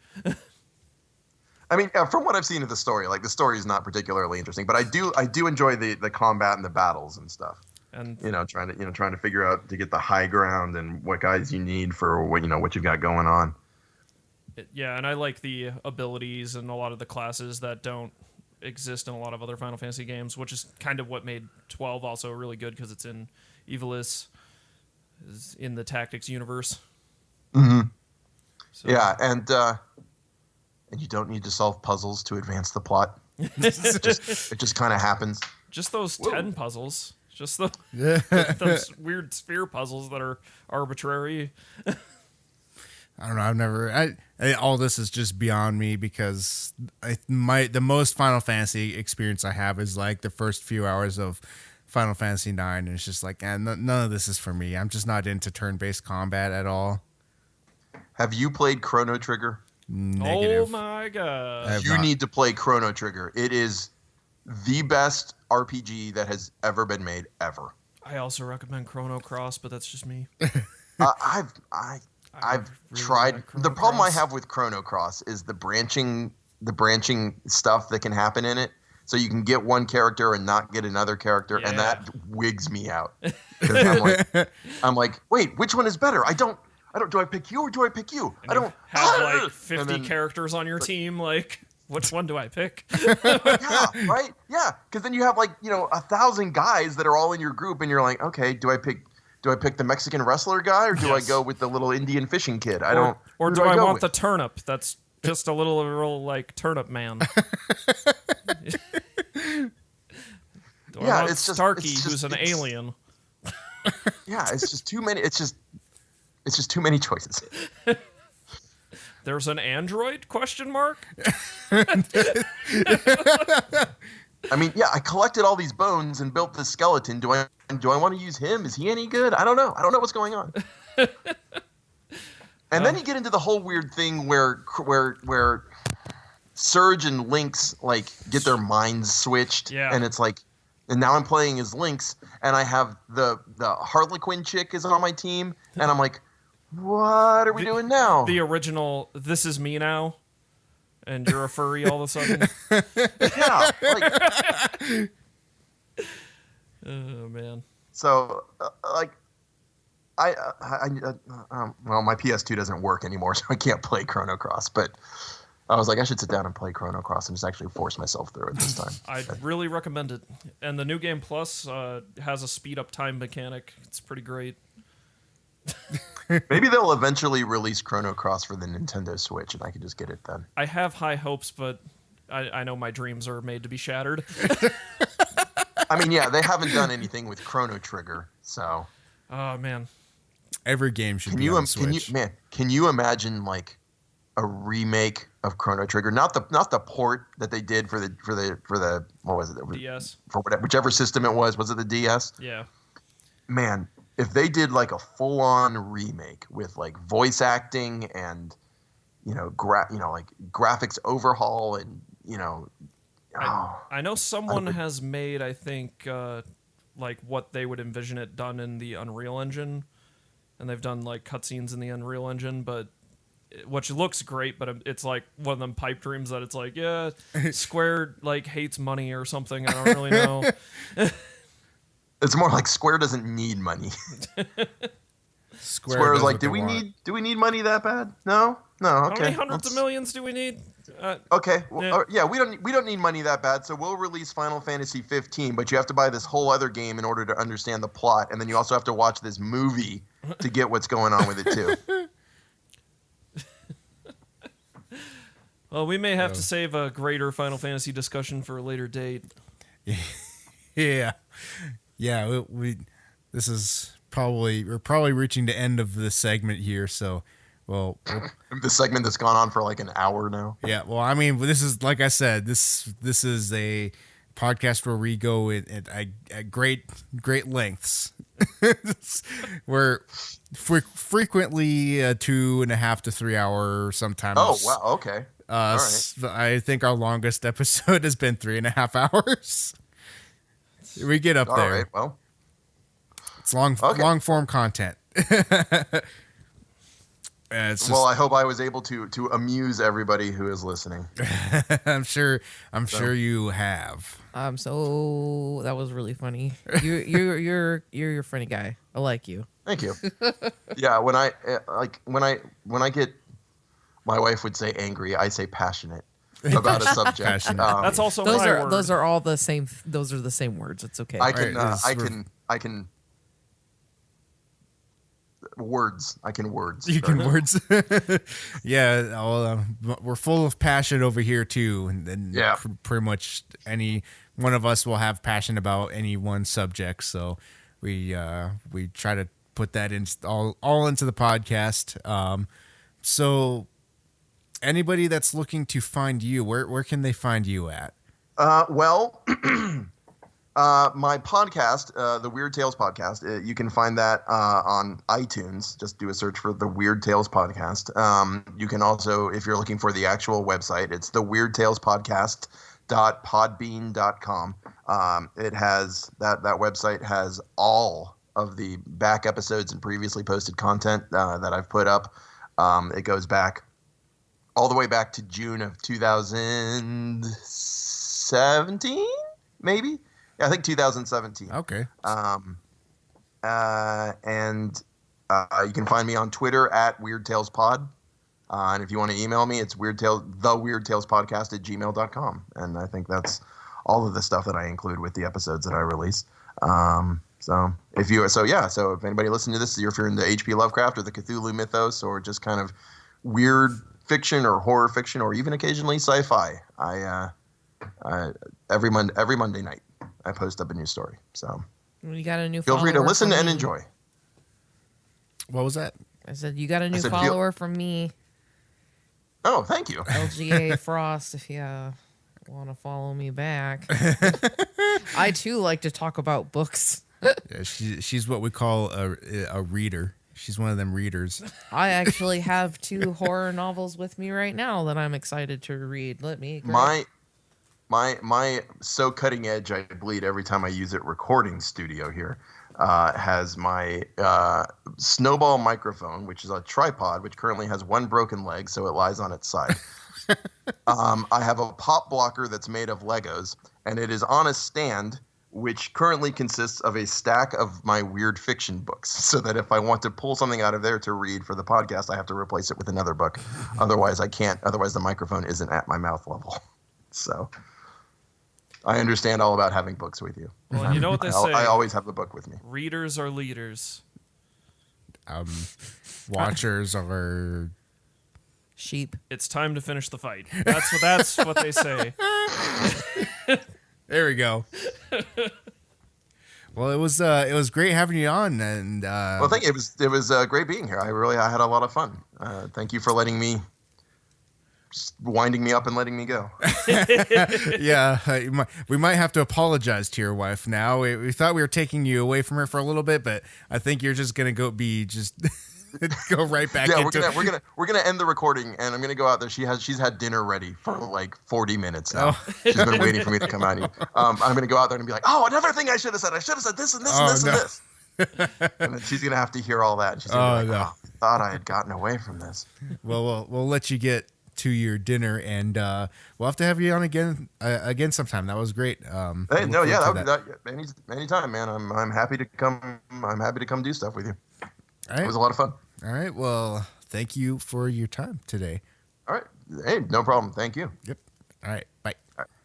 Bye. Okay. We're going to take a quick break, and we'll switch some of the segments around. But I wanted to fit that in for tonight. Despite my technical difficulties, we made it work. So congratulations to me. Congratulations to our inferior audio equipment. All right, we'll be right back. Okay, and we are back from the break, and let's talk about what is there anything coming up soon that anyone's looking forward to? Of the list that I already said like an hour ago. No, I mean like In this week. like Oh, this just in week, general? like, yeah. Okay, we're in that segment. Yeah. Got it. I thought we were still talking about like potentially new good releases. No, we went Well, over we those. didn't talk about our opinions on them. Yeah. We'll have plenty of time when they come out. Let's just tackle one monster at a time. That sounds like something we'd have to talk about right now. I don't want to do that. Oh, we'll talk about when they come out. So you don't have anything you're looking forward to this week? No? Wait, no? but you're just telling me how much you enjoy Fortnite Season 10 and how awesome it is to be Fortniting. I wish I was good at Fortnite. I would play it, but I'm not. You know I'm what not they good say? at those kind of games. I don't. It's Fortnite season. I'm not built 10. to have like quick reflexes. That's just not how I am. I'm built for like strategy and sometimes puzzles. Last time I played a puzzle game, it was I felt really stupid, but at the same time, I really didn't think they were very well thought out puzzles to begin with, because it was kind of like Silent Hill, like the PT type of puzzles, where it was like, well, how the fuck was anybody supposed to figure that out? Yeah, I have nothing really this week I'm super looking forward to because I'm like so mired in Yeah. Fire Emblem. I'm like knee deep in Fire Emblem. I'm sort of in the same boat. There's nothing really I can hear you eating. Sorry. Yeah, there's nothing really that I'm looking forward to this week. So but I think I'm sort of in the same boat as you. So we'll move on to what games are we playing? What's everyone playing? Marcus, you've been playing Fire Emblem. I've been playing a lot of Fire Emblem. Now, I'm not... You're like, what, 20 hours deep? Yeah, I'm a little over 20 hours deep. I'm like 20, 22. I could have watched you play that for a while. It looked really fun. I enjoyed watching you play It's it a for lot what I of did. talking to people and pairing people up, at least. Like, building their just like- friendships, letting their friendships grow. Is it just like dating simulator, like Kinda, matchmaking? Not exactly, because, I mean, this one's not like some of the past games where you would actually, like, pair people off and get kid units and stuff like that. That doesn't Kid exist in this Kids one. units. I mean, they're not like Yeah. kids, but it would be the children of Yeah. said people. This one doesn't have that, but it still has like relationship type stuff. And I say that okay. meaning like, oh, you're like a C, B, D, like, you know, like Yeah. rank friendship. And Do you they have have to get that S-rank friendship? up, with the main character. Some people mostly with the main character, but not. It doesn't look like any of the other people really have anything that high. I don't know, Japanese love their S-rank stuff. But that stuff is really good, though it is interesting that the C rank friendships, I'll put in quotes, they all seem very sassy. Like, I swear everybody is like, I hate you, me too. And then they're just like, go their separate ways. And you're like, how is that a C rank friendship? Jeez. That's what we It's call like an F rank friendship. That's what we call frenemies. That's the terminology for that. I don't know if this is frenemies or not, because there's some bad blood. Yeah, this I think they definitely drew inspiration from like something like Game of Thrones for this. And I mean, yes, Fire Emblem has always had houses and families and drama that way, but this has very much been like you're in an alliance, but it's a hodgepodge of like my family may have killed your family, or like, wow, we like kidnapped you. Yeah, I heard that this game really gets good at about 35 hours. And I assume that's when a year skip happens. That's funny because then that also kind of brings us back to our guest we just had, where he complained about like if I have to play more than a few hours of your game to 10 hours of your game until it gets good. Well, I mean, I've been hearing like people like don't really enjoy this game until 35 hours. No, there's no way. This is, for me at least, this has been, it's great now, and I think it'll only get better. So I have a lot to look forward to in this. It's really good now. But Yeah, from what I've heard about this game, it sounds really good. I think I'll have to check this out sometime. Maybe. I don't know how much you're into tactics combat, because that's what it is. I don't know. Maybe. It's more complex than something like Wargroove, but it's different enough from Wargroove that it's its own thing, because it is more... Wargroove isn't as story focused, and once again, Wargroove is much more analogous to something like a Advanced Wars than a Fire Emblem. But I don't know, Fire Emblem it's always been good, it's still good.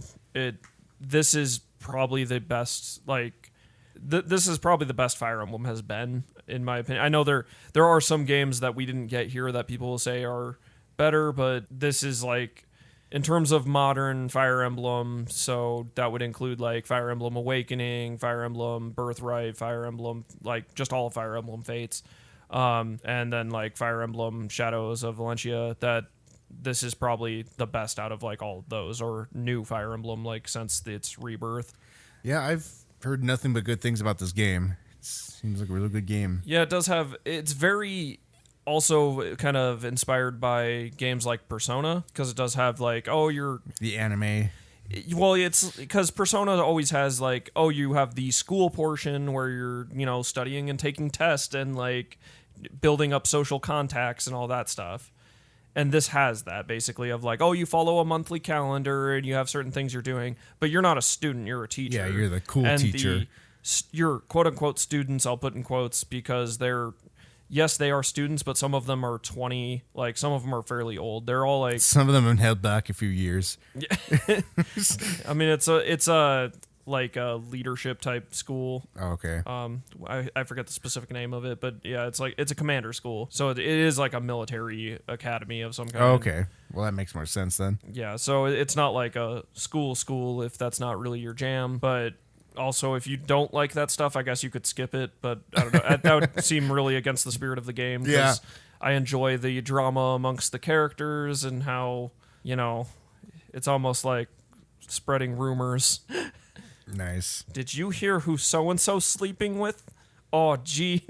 This game has tea parties. I don't know if you've seen those on Twitter. That a lot of people have been posting pictures of the tea parties. No. Yeah, you can eventually go on tea parties with people on their birthday, or you can just ask to go on a tea party, and it'll give you questions that you have to bring up topics that you think they're interested in out of 3 choices, and the 3 choices always change, but sometimes it'll just be cats, and you're I hope they like cats. This sounds more like a game that I should be playing versus you. And but the backgrounds, I mean, you saw me play a little bit of this. The backgrounds in the game look very, very bad. Yeah, they're really there are plain. some very bad visuals in this, but the characters look great. This is the best Fire Emblem characters I've ever really looked. And when there are actual FMV scenes, they look really, really good. So, and yeah, this is, once again, it being Fire Emblem, it's a very long story. It's about 80 to 90 hours. Oh my God. It's a long game. Yeah, and I mean, but... Maybe I shouldn't check this out. I'll never finish it.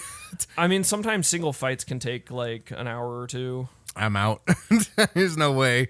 Them tactics matches, because you'll have to move every unit. That's you have to move every unit again. The moment my kid goes to bed, that would be one match for me, and then bedtime. I've been trying to at least do a chapter a day. Weekends, I do a bit more if I've got time. But man, I'm addicted to this game. It's all I think about. When I'm at my real job, I'm just thinking about playing this. Is it ruining your life yet? Not ruining my life, but man, is it good? I enjoy just even dumb mini games in it, like the tea parties or going fishing, planting seeds and scouring for lost items and finding who the lost items belong to. How's the fishing mini game? I mean, it's very just rhythmic, but it's entertaining enough.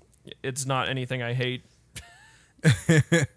Yeah, I'm I enjoy the fishing, and it levels up your professor rank. Yeah. You're a better professor if you know how to fish. I mean, there's other things you can do, have meals with your comrades. You can sing with them. But getting up your professor rank gives you more action points of things you can do during the day. Oh, okay. Like eating food, cooking food, fishing and planting seeds / cultivating seeds and stuff doesn't expend action points. Then you should do all of that. you want to make your students happy, because when they're happy, you can instruct them and give them stat boost, or improve their rank in something like swords and all that, and then you can reclass them. There's a lot of classes in this, and this is very different than a lot of the other games, because it's not like you can kind of change class at any point, and it's not like in the old ones. At least you would level up and then you could expend a seal, but you would want to get like essentially max level with that class before you use the seal to change class, and then you'd level up from essentially like 1 again, but you'd get better stat bonuses if you expended the seal after you were a higher level. But that doesn't exist in this one. It's just like, just change your class, max out your class, and then you'll get stat bonuses, and then you can switch to a different class and max that out. Just max and min-max and everything. Yeah, I'm like, what I did is I looked at whatever the master classes I wanted to go, and I'm kind of targeting stats that will go towards those master classes.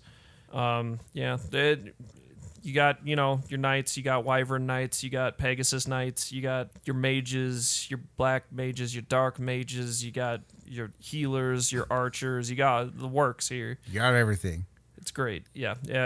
If anybody's even remotely interested in Fire Emblem, if you've ever liked a Fire Emblem in the past, hop on this like a grenade. I've never heard. What the fuck? Belly first. I mean, that's implying that this game's gonna kill you, but okay. Because it might. You won't need a life after this game. Then screw everything else. I'm gonna hop on this game. It is really good. It is good, but it is a hard sell if you're not into SRPGs, if you're not into tactics games, if you've never played a Fire Emblem game, if JRPG stuff isn't really your jam, if you didn't like Persona, you don't even bother. So would you call this an S rank game so far? So far, it is. My friendship with it is an A rank, but it might be bumped up. I almost wonder if we should, like, when we start, if we ever get back to doing reviews, let's can the number system and just adopt the Japanese ranking system. Because S rank. C rank is the lowest. Yeah, so there's S, A, B, and C. It's maybe D. S plus. Yes. S plus is the perfect game. Double S rank. Oh, God. Oh, geez. Capital S. God. So that's all you've been playing this week? That is really all I've done. Oh, geez. It is all I care to do. What about Frost? What do you got? What are you playing this week? Well, I decided that on this last Twitch stream, which was even funnier than the last one, that I wanted to teach Salty proper video game etiquette because she was pissing me off about playing Breath of the Wild. Because it was like, I don't understand why it was so complex defeating the Lionel, especially, I don't know. She made it really complex. And I was like coaching her from the back seat. And then I just got frustrated. She got frustrated at me. So she threw her controllers at me. And I never played Breath of the Wild on the Switch because I don't have a Switch. I played it on the Wii U. So I had no idea how to use the controllers. So I farted around for like 10 minutes and I cooked a bunch of shit. And then I killed the Lionel like first fucking time. And then I proceeded to go and kill like 3 more Lionels.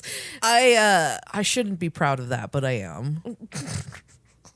Very nice. She was really mad at me though, because she was like being super anal about her like inventory, and also like it's funny because she wasn't using the game's like mechanics to her advantage. Like she didn't make elixirs, she wasn't making like certain kind of dishes over and over again, and she didn't want to like buy any of like the jewelry and stuff that you can add on to like give Link a plus up for defense or anything like that, or against magic, against electricity or anything. Yeah. And I don't need buffs. I just go in there. What would you do? Well, I'm all about accessories. So. I'm all about them dodge rolls. I am too, because I usually dodge around, and like I don't like I distinctly I've never felt like a boxing coach before, but I felt like a boxing coach. Like we were going to the championships or something, and I was her coach, and she was just failing, and I was yelling at her from the out of the ring. Because like a lot of it was just she was like flapping off in the wind so that she was like a sitting duck instead of like staying on the person's ass and then like dodge rolling around and jumping and then doing power strikes. I don't know. I probably was a little bit extra mean on her, but the sadistic part of me enjoyed being better than her. Oh God. That's what I did, and it was really fun. I also played a mobile game because I'm a piece of trash. I thought it was because everybody poops. Yeah, pooping games. Well, I guess you can't really play Wizards Unite while pooping. Watch I mean, me. you could. Watch me. You could. It would not be the right thing to do. So I downloaded. There's a new. Well, I guess it's not. Somebody's got to magic that poop away. Oh man, I read some fan fictions this last week that was really like using that to their advantage for this Harry Potter fan fiction, and I was just like, stop! Why are you writing these things? Poop portals. Let me tell you. That's the way to go. Poop portals. Anyway, the phone game that I got this time around was like Simon's Cat, the animator. Well, he has a phone game. Yeah. Where you match up little cat treats and you're trying to feed the cats. It's kind of like Matchington Mansion plus Dr. Mario, I guess. So it's one of those match 3 games. No, you have to match 3 or more, but you like draw patterns to match them. So there's like a board of color stuff, and then you have to, if they're right next to each other or diagonal or anything, you can match them, and then you have to try it and like match the longest line, So you can match indefinitely as long as they're next to each other in some facet. I don't know. It's kind of fun. I was playing it a lot. It's these games are mildly important to me because it's kind of like I play them before I go to bed. They're like my way of turning my brain off. It's your way of exposing yourself to blue light right before bedtime. I have a fluter. I have a fluter. That's what blue light filter is all together in one word is fluter. So that's all you've been playing? I did. I also had a lot of stuff to have to read and get in order for my other podcast. So I'm trying to branch out into big girl books instead of just reading a bunch of fan fiction. So I've been reading books, and that was up your game. That was like what I was excited about, but since they're old books, I guess I won't talk about them. Oh, old books. Grandpa's books. Though seriously, this one book that I have, though, it's like the epitome of like fucking old ass nerd Dungeons and Dragons player from the 90s, like blasted. Look at it. Yeah, it's like the most stereotypical fantasy title you'll ever see. So for all you listeners out there, she pulled out a book. Great audio content. Yep. So this week I played. I got on the Steam. I was like, I'm gonna install one of these Steam games. So I installed Supreme Commander 2. It's an old ass game, and I installed that. It's not a bad game, as it turns out. Supreme Commander, pretty good game. If you like RTS games, I would recommend this. I haven't done any skirmish stuff. I'm not too far. I'm like probably within the first kind of 1/3 of the game. It kind of shows you all the missions up front, and I'm within that first kind of. There's 3 blocks, and I'm in that first block, and kind of towards the end of that one, and yeah, this is one of those games that just has a really large tech tree, and it just scales up to be huge. I mean, like your initial unit limit is like 300 units, which includes buildings, but like you can basically just have a gigantic army and just go across the map and just wipe everybody out with bombers. It's a good time. I like it. It seems like some things seem a little bit different than what I remember from Supreme Commander 1. Like there's like air transport units, and it seems like units just kind of teleport into them, and then when you bring them to a battlefield, like they teleport out of them, and then your units fly away. But like I remember in the first game, your actual air units had to land to pick them up, and you could see them attached to the bottom of your air units, and then they would fly out, and then they would land again and drop them off and then leave. And that kind of introduced like a dynamic of, well, they're on the ground, so now they can be shot at by non-anti-air stuff. So a little bit different in that regard, but still enjoying it. It's kind of stuck on one of those defense levels where they just they put you into a corner and say, okay, defend this location for like 15 minutes while we just send all the shit at you, and you have no resources. That sounds like a fun time. Yeah, those missions aren't my jam. Yeah, I hate those missions. I like the kind one of like escort missions. Yeah, they're the RTS versions of escort missions. But even though like some RTSs have escort missions, which those are also very bad. I would argue escort missions in an RTS are the worst form of escort missions. I wouldn't disagree with you. But yeah, so I'm just sitting there in this corner, and they're like sending all this shit at me, and I'm trying to defend it with everything I have. And then it gets to a turning point where like, okay, you've reached the end of like stage 1, and now they pull out the big guns. Now the enemy has nukes, and you're trying to defend the city from being destroyed by these guys, and you're just sitting in front of the city. And so you're defending for a while, and then they pull out the nukes, and they just start nuking the city behind you. And they're like, yeah, you got to go destroy these nukes. And it expands the map, and it shows like basically the entire upper half of the map is just red. It's just all full of like just gigantic armies you have to fight your way through. And I'm like, I have no resources to begin with. How the fuck am I supposed to do this?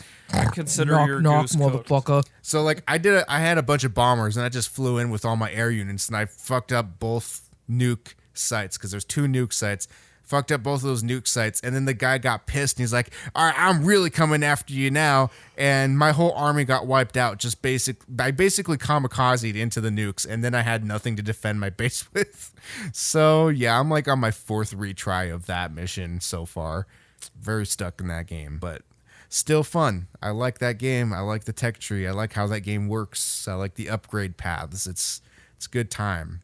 I like the 3D aspect, even though I never utilize it in those games. I'm always just like, I know there's 3D, but I just like facing north. It just seems like a good thing to do. I'm just gonna face north, so I always know where I am. That's how I solid. do. Yeah, but other than that, so this is one that I've been waiting years for. But so Clay finally launched Oxygen Not Included. And when you say Clay, you mean Aiken? No. Clay, as in the game company, KLEI. They're the makers of Don't Starve. I love Don't Starve. So Don't Starve is one of my favorite games. I played a lot of Don't Starve. I watched a sucked at trailer of this game, and I didn't quite understand what I was seeing, other than it looked like Factorio mixed with Fallout Shelter. Okay, so this game, hear me out. So Fallout Shelter, but it doesn't suck. So Fallout Shelter plus Terraria plus Factorio plus Prison Architect. See, those are all things Okay. that I'm not interested, so I'm bummed out that I don't really. Yeah, I've been looking forward to this a lot. This sounds awesome in my head, but So you start out with like 3, they call them like duplicates. They're like basically this machine is just cloning people or something. I don't know. And you pick your 3, you can re-roll at the beginning of the game. Like you can re-roll the traits when you first start, and then after a certain amount of days or cycles or whatever, your duplicator thing will produce another one. Like there's every so often you can get another one, and it'll show you like 3 options to choose from that you can choose to, or 4 maybe. You can choose to pick which one will come out, and so you just start in this you're underground, and you just start digging. You just start digging holes, you collecting materials, building up your base inside this underground.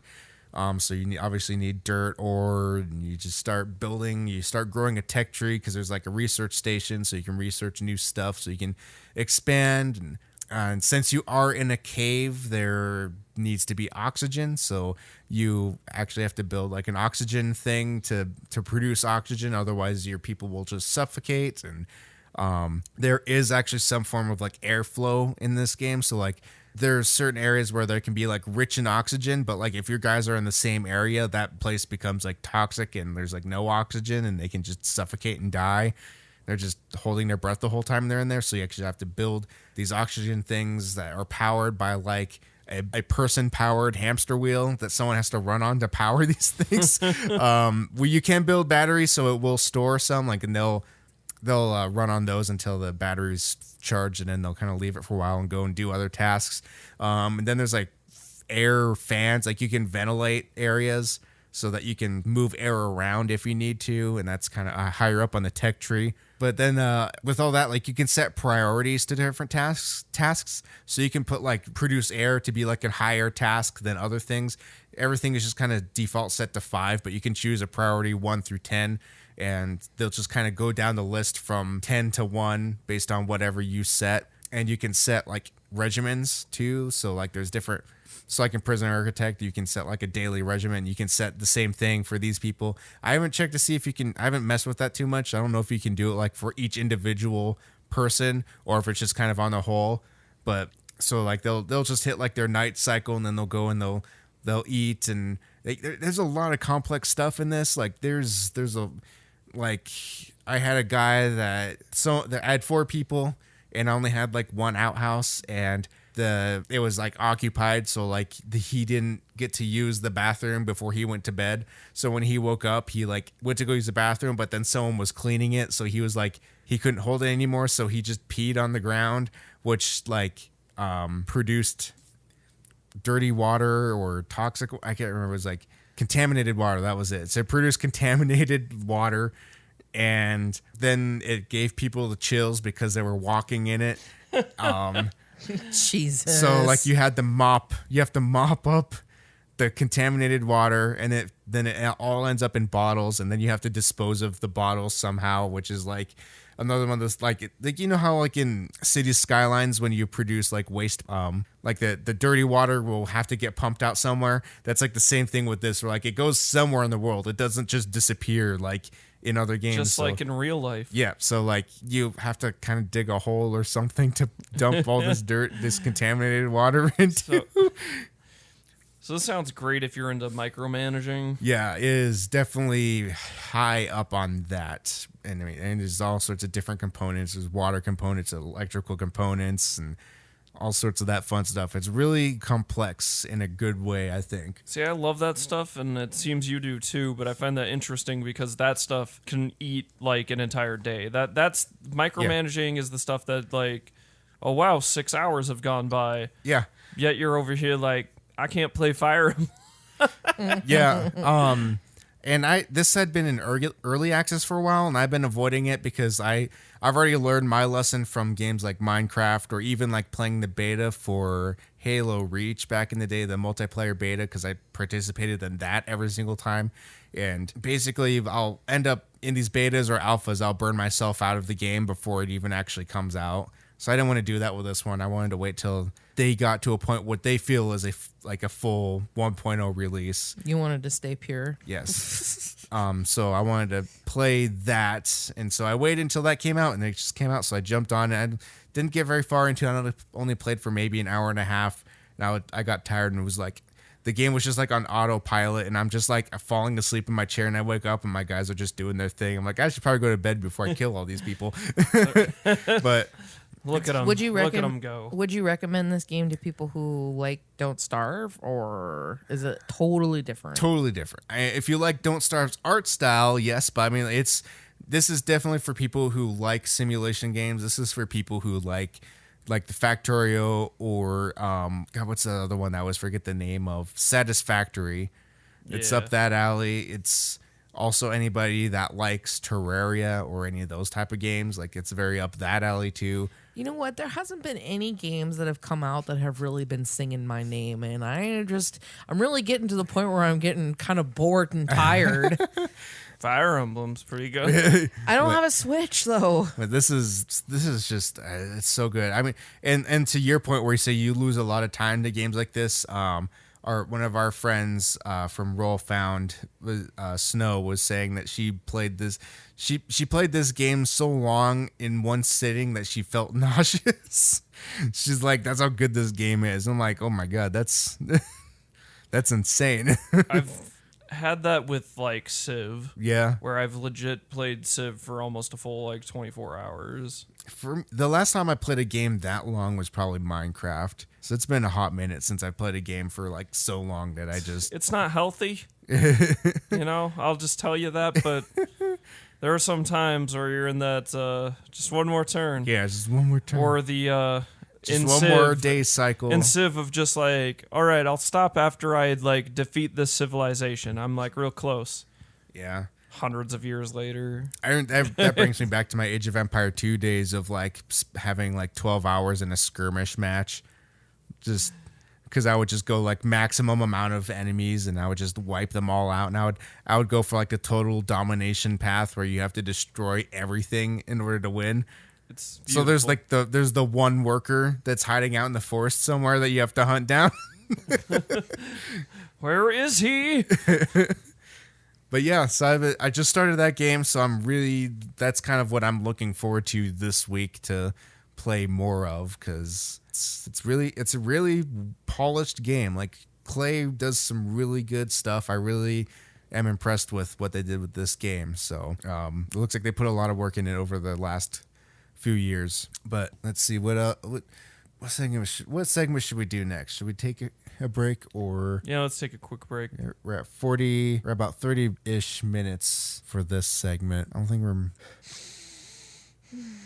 Oh, actually, well, let's read the Twitter comments real quick, and then we'll get to the news after that. All right. So we have the question of the week on Twitter, and I got a bunch of responses from this one. So again, this was another moment where my phone was just endlessly blowing up today. Yeah. I got home and usually my phone's at like 70%, 75%. It was at like 20% battery by the time I got home. Oh my God. So I asked on Twitter, what is the worst game you've ever personally played? And have you ever tried to return a game after buying it because it was that bad? So have you, what's the worst game you've ever played, Marcus? I'm sure it's not the worst game I've ever played, because let's face facts here, a lot of the games we played in our youth were really bad, but you have nothing to compare them to, so they were all good in your mind. And some of those games I cherish, even though they don't hold up anymore. Excruciatingly bad. But worst game that I've played in recent memory that I actually played to completion and hated every minute of it. Oh God. Chibi Robo Ziplash. That just sounds terrible from the name. I have immediate cancer. Thank you. Chibi Robo Ziplash is probably the worst game ever made. What is this game? You ever play Chibi Robo on the GameCube? No. Yeah, well, it's not like that at all. Is that the one where you're the cute little robot and you have to like clean up stuff? I don't remember that game. Yeah, I played that game. This is not that at all. Aww. It's a side scroller. You're walking around. You got your cord, and you can whip it, and you do stuff to whip it. The idea of it is actually like that could be an interesting mechanic. You create interesting gameplay stuff with the idea of this cord and slinging it into like sockets and stuff like that. You could do cool stuff with it, in theory. They somehow managed to make absolutely none of this feel interesting. There was absolutely zero challenge. Nothing was good. Everything was bad in this game. Okay, one caveat: the final boss fight was like very Pacific Rim. Yeah. That was the only good part. Everything else was bad. What's the worst game you've ever played, Frost? Andromeda. Oh yeah, I saw you comment on there. And I don't try to turn away games because I know like people are just gonna be like, well, you're the one that was dumb enough to buy it to begin with. So I just keep my shit on in my pile of shit with all my other shit. Just have a big pile. Andromeda was I think it was like it's really bad when you publish a game and then like a week later you have to post a massive patch to fix something fundamentally important, such as facial expressions. Like, I understand, like, oh, somebody found this weird bug and they sent a patch out to fix it, because you can't catch everything. I tend to be amused by video game bugs. Like, a lot of the bugs in Assassin's Creed were funny and endearing, but Yeah. but what Andromeda did was not funny and endearing at all. I feel like what they took the concept of Mass Effect and then crumpled that up and threw that out the window, and then they tried to do something quote unquote unique with it, which sure, it could have been unique, but they made it so cliche that I love, you guys know, I love Mass Effect. It's my favorite game. I love BioWare. I did not finish Andromeda because the plot was so predictable that I did not need to finish it. I was like, yeah, no, I get the gist of this. Thanks. I completed the romance mission and then that was it. And I checked out. That's great. The only thing Oh, that kept God. me going was the fact that I wanted a romance Jaal because I like romance in my aliens. It's my weird fetish. That was literally the only reason why I played the game. The romance was fun, I guess, but the rest of the game was totally garbage. And the romance was only fun because I just like campy garbage romance. So that part was okay. But that was the good part about the original Mass Effect series, is that the game was good and it also had the campy garbage romance. Yeah, so the worst game that I've played, I don't have much to speak about it, but I only remember is that I got it from like a Humble Bundle, and I installed it just because it had a weird ass name. And I remember that it was just like so boring and like so slow. There's like way too much text.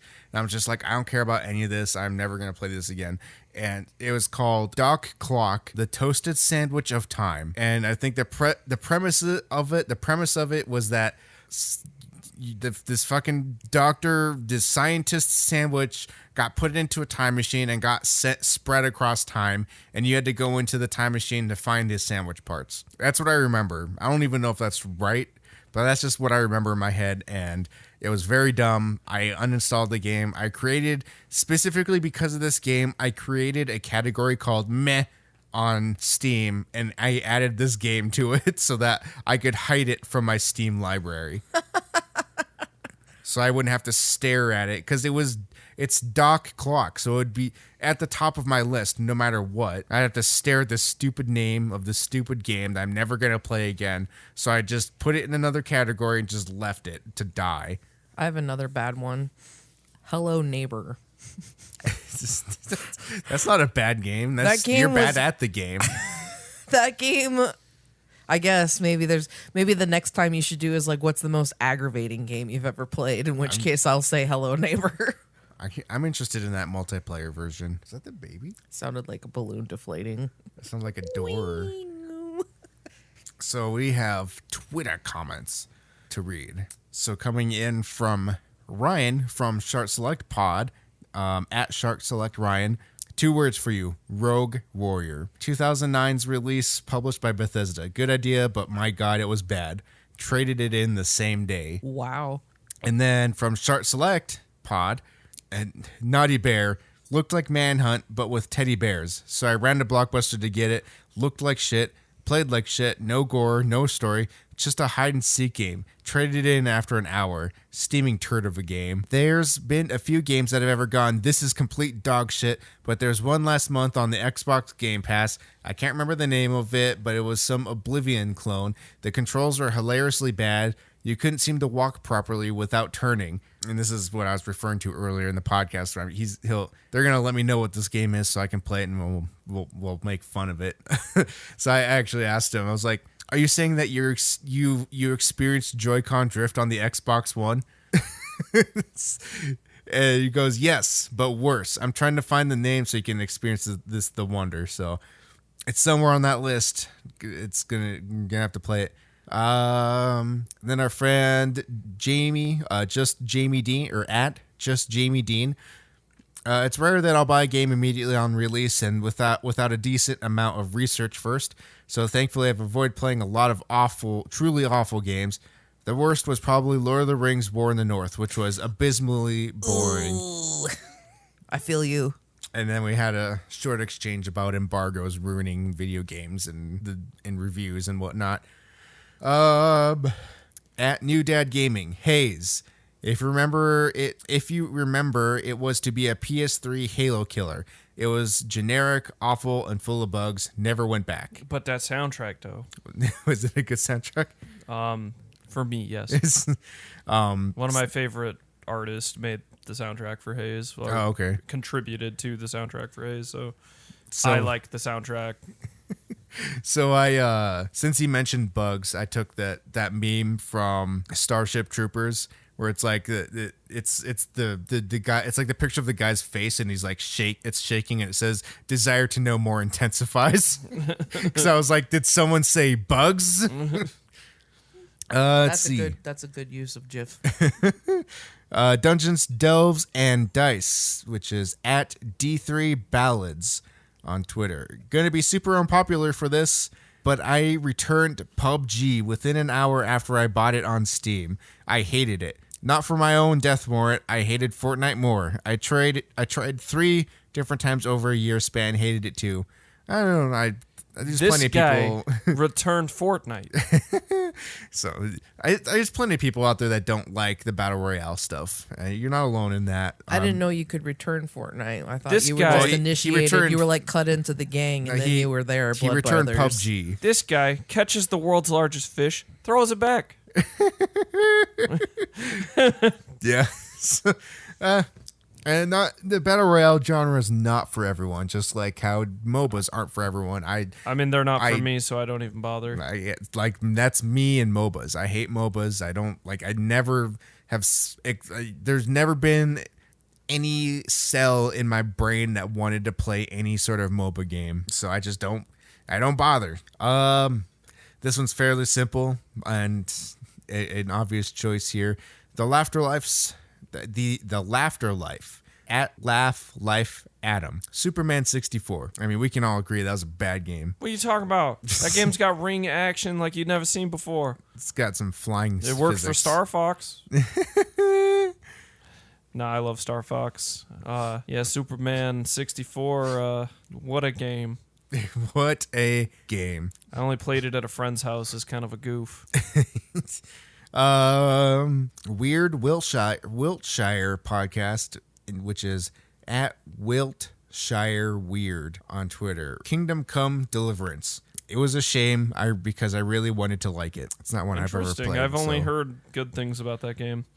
Considering that was that studio's first game, I've like heard nothing but good about it. Aside from it was like, yeah, it had a lot of bugs and other stuff, but maybe typical of open world games and obviously first time around. They just wanted a really polished game with no bugs. It's squash not the bugs. Well, it's not a game for everybody. Like, yeah, maybe a lot of people I know went into it being like, oh, it's like a Skyrim, and then they were like, wait, this combat's like really hard because it's supposed to be like it's supposed to simulate like more accurate sword combat, and you're supposed to be like, yeah, your guy's kind of a weak, like he's just a regular commoner, so he doesn't know anything, and you're very much placed in his shoes of like, he don't know what's going on, you don't know what's going on. He doesn't know how to like do combat and isn't good with swords. You're not good at combat and using swords and stuff. So it's one of those like high learning curve games where you would have to play 20-30 hours, but it's not a matter of necessarily it's bad for 20 and 30 hours. It's just high learning curves. I would equate it to something like a Dark Souls. Or an EVE Online. Yeah, just that's a high learning curve. You ever see that meme, the EVE Online, the MMO learning curves? And it's just like and EVE is like way up there. You brought that up on the cast before. Did it? Actually. Oh yeah, I think I did. Yeah, EVE Online is actually just like a cliff, and it's just like there's dead bodies just dangling from it. But it is like, I would even say something like Civilizations. It's like, yeah, you can like play hundreds of hours of Civ, and you've kind of just scratched the surface on like a lot of the mechanics of that game. You can play hundreds of hours of Civ and still suck at Civ. Or I mean, just Paradox games in general. Yeah, it's like, I would even put like XCOM in that boat of like, you might fail your first campaign, and it'll take a while to get to really know all of what's going on because there's so many systems at play. which is what it is. Depends on how much time you feel you want to dedicate to failing Yeah. at something. Yeah. Let's see. Next we have Larry IRL, which is at Larry IRL. I can't think of the worst game, but I was really excited for a Call of Cthulhu game that came out a little while back and was very disappointed. I heard that game was like made for streaming in Yeah. a sense that it was like bad in the most obnoxious, funny kind of way. Yeah, it seems to be a popular thing for games nowadays, is to be built specifically for people to just laugh at the absurdity and live stream it. Andrew Iverson, which is at USA Gizero, at USA Gizero. The launch version of Hellgate London. I can find good in pretty much any game, and while it did eventually get better, I've never had a game so wrong at launch. Blue screens of death several times a session was typical for me. It's not one I've ever played, so I'm not familiar with that situation. I've heard bad things. You've heard bad things? Oh, bummer. And last one here, Wisa at WISA _ is. It is a strange Twitter handle, but can't win them all, I guess. It's hard to find some good Twitter handles these days. They're all getting taken up. I did not enjoy playing Alan Wake because I felt nauseous playing through it. Additionally, the moves one can do to evade enemies is very limited, and the writing is a bit cheesy at times. Interesting. I've heard really good things about Alan Wake, so that one's interesting. I've never played it myself. No one said The Quiet Man. Yeah, that's the one I was waiting for. I've never played it myself, but I really want to play it just to experience how bad this game is. And don't get me wrong, I am aware there are far worse games out there, especially on like the indie market. But The Quiet Man is like, how did this get made? It was made by like veterans in the industry, Yeah. published by Square Enix. Like, I remember when like it was announced at E3 and everybody was just like, what? I was like, what is this? And then it came out and it was worse than we could have ever imagined. It's so much worse. I really got to get my hands on this game so I can just experience it firsthand. Every time I see it on sale for like $5, I'm like, you get I'm tempted. kind of like, I should buy it just to see how bad it is. But also I'm like, would it be better to just light my $5 on fire? I almost wonder like if it would be a good game for me to buy and stream. Just stream this shitty ass That might be interesting. But if we, it's also like we're not breaking any new ground by saying it's bad. Yeah, but it's not any controversial. I'm thing to curious say. myself, just for privately, so I could play a game For worse research. I just want to know that there's something worse than Chibi Robo Ziplash. I just want to know. I need to know if there's something worse than Doc Clock, the toasted sandwich of time. I mean, that sounds pretty bad just by the name Just alone. the name of it. And the only reason I launched it, I was like, I guess I'll try this thing out. Somehow I managed to play 53 minutes of it. I played an hour of this That's more game. than you played like good games. That's the upsetting part. I've played this game almost as much as I've played Oxygen Not Included, because I only got like an hour. I only got about an hour out of that one the other day. See what do I? Let me look at this. Recent. Let's go back up to the top here. Oxygen Not Included. Click. I've played 81 minutes of Oxygen Not Included. So yeah, hour and a half ish. So I just barely surpassed. Like that's almost has to be like a metric for me. Like I have to play any game. Like, if there's any game better than Doc Clock, the toasted sandwich of time, then I have to play this game at least 51 minutes, because I can't play any game less than that if the game was that bad. Like I'm doing the game a disservice if I play it less than I played that shitty ass game. You're making me cry. Anyway, we're going to take another break, and then we're going to come back with a very special edition of our long lost segment, Esports Corner!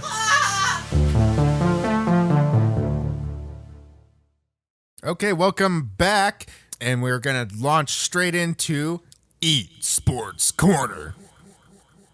That was fucking Jackson hot. Pollock edition.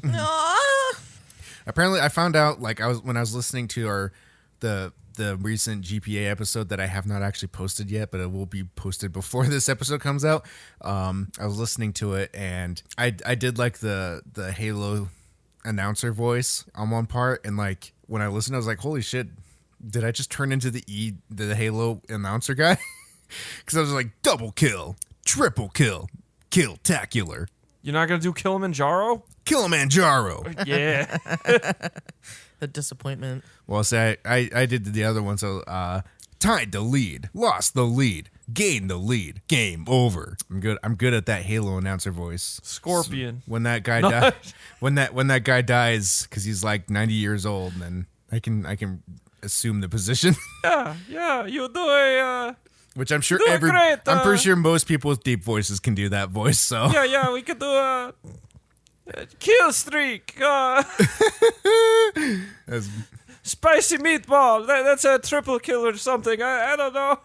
so anyway, we have some esports news. Frost. So we still don't have a team. Just wanted to clarify on that. But we are going to be running a tournament for September, just for giggles, because we still like to participate. It's fun. We are going to be hosting a 6v6 Overwatch tournament with maximum. We're looking for 8 teams. So you have until September 1st to sign up for that. You can find it on Battlefy. I will put a link in the description. You can also check out litgamingarena.chat.com and join our Discord and talk to people there. Okay, you have to lit Gaming Arena and Lit like Gaming Arena. and also you really fucked out URL. Litgamingarena.chat.com. What did I say? .com.chat? It's chat.litgamingarena.com. Oh. Or our website is litgamingarena.com.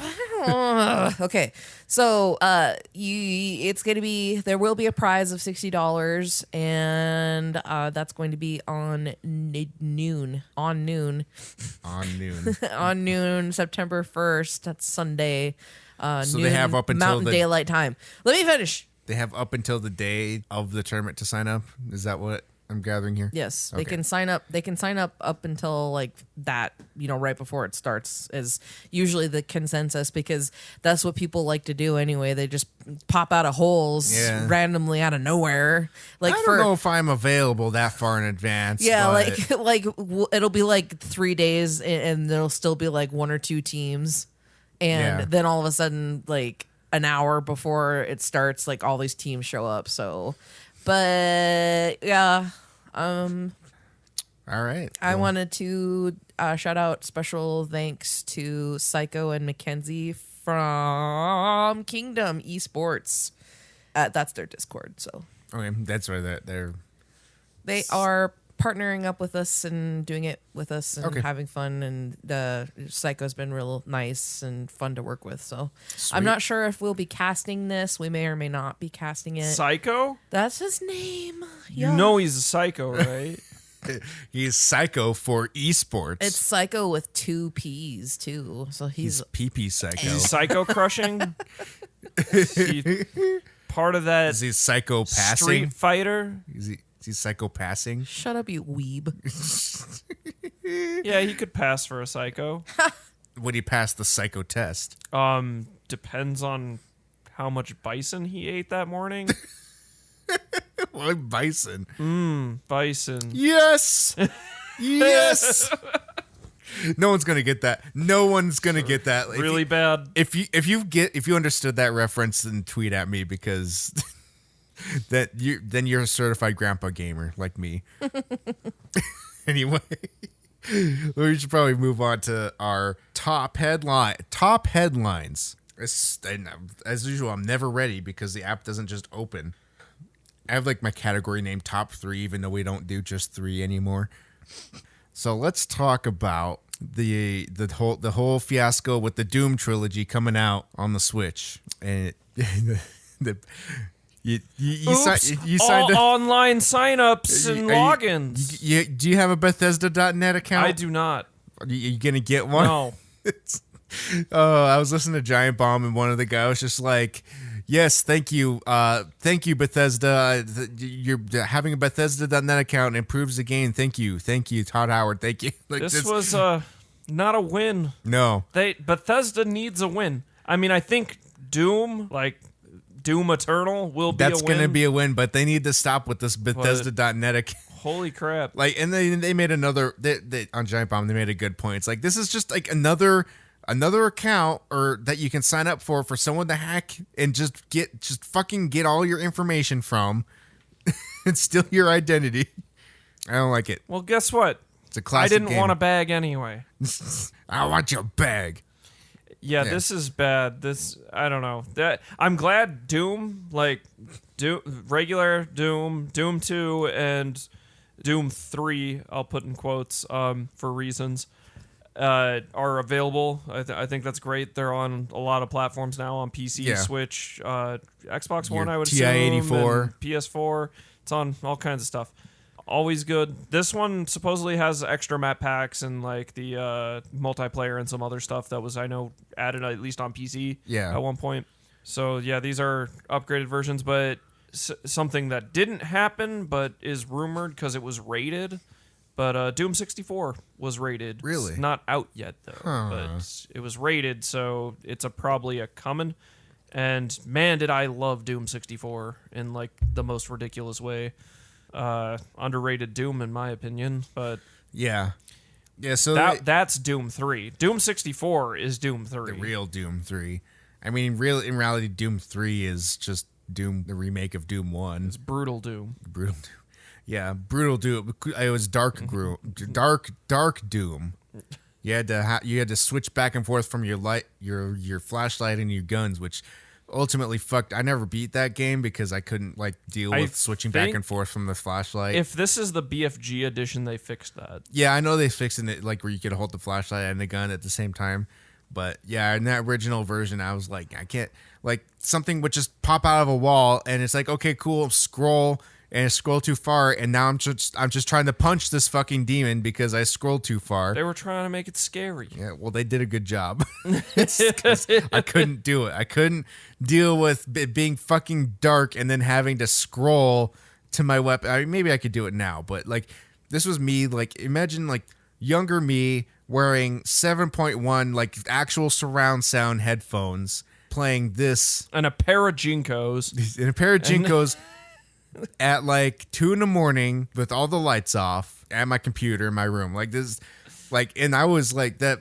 The headphones made a real they were Razer headphones that actually did the surround sound. It wasn't just fake surround sound. It actually had all the speaker drivers in there to do real surround sound within the headphones. It was badass. I love those headphones. They didn't hold up very well though in the long run, but they're good for the time. And man, that made that game fucking horrific to play in the dark because he's something just jumps out. And I'm like, oh god, fuck, and then you just scroll and there's my gun. There's my fist, and now I'm dead. All I can say, though, is really about this is, Bethesda, how did you fuck up something that is So inherently perfect? Yeah.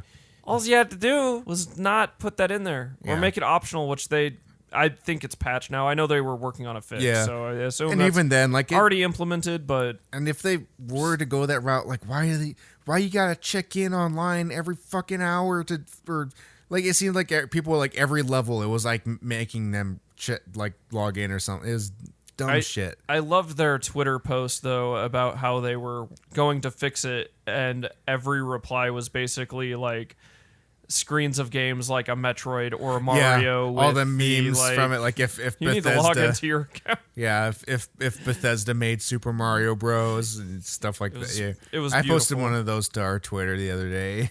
It was good stuff. You gotta love those natural memes. It really shows off the absurdity of it. Imagine having to do that for a Mario Brothers, original ass Mario Brothers. This is revisionist history. You're ruining something that it's already a win. Yeah, it's already perfect. You just put it out. You just update. You just put it. You make it so that it can run on a newer system, and you just put it there. Just throw it out there. I think fucking with it. At least the first two Dooms are priced at $5 a pop, and I think that's reasonable. But honestly, how you made technically not that I'm encouraging it, but stealing the product and playing an illegal copy of this is easier and works better than a paid copy. Yeah. What the hell? All right, well, let's move on to our next topic here, which is, of course, the Fortnite World Cup. Yeah, this hurt me on some levels. We have a bunch of millionaire teenagers running around now. See, I don't feel bad about that. It's just interesting because I don't know if you saw some. I can't cite the guy's name, but people are kind of mad within the CS:GO space since the tournaments within CS:GO are capped at $1 million, I believe. Yeah, and this even is a on 30 million tournament. Yeah, and even on top of that, the CS:GO players have wanted to crowdfund their tournaments, but Valve won't let them. Yeah, it hasn't happened yet because Yeah. they want it to be just like Dota 2's tournaments, Yeah. which are over 30 million. Yeah, that's Dota 2's tournaments are fucking huge. But this Fortnite tournament, the top basically 4 places, I guess not necessarily the 4th place person, but top 3, they all made over $1 million. The 4th place was like 900,000. And then like everybody in that final round made a minimum of 50 grand. Yeah, you made 50 grand just if you made it at all. So it's freaking crazy. Yeah, like the kid who won first, isn't he like 13 years old, or is it 16? Was that won the first prize?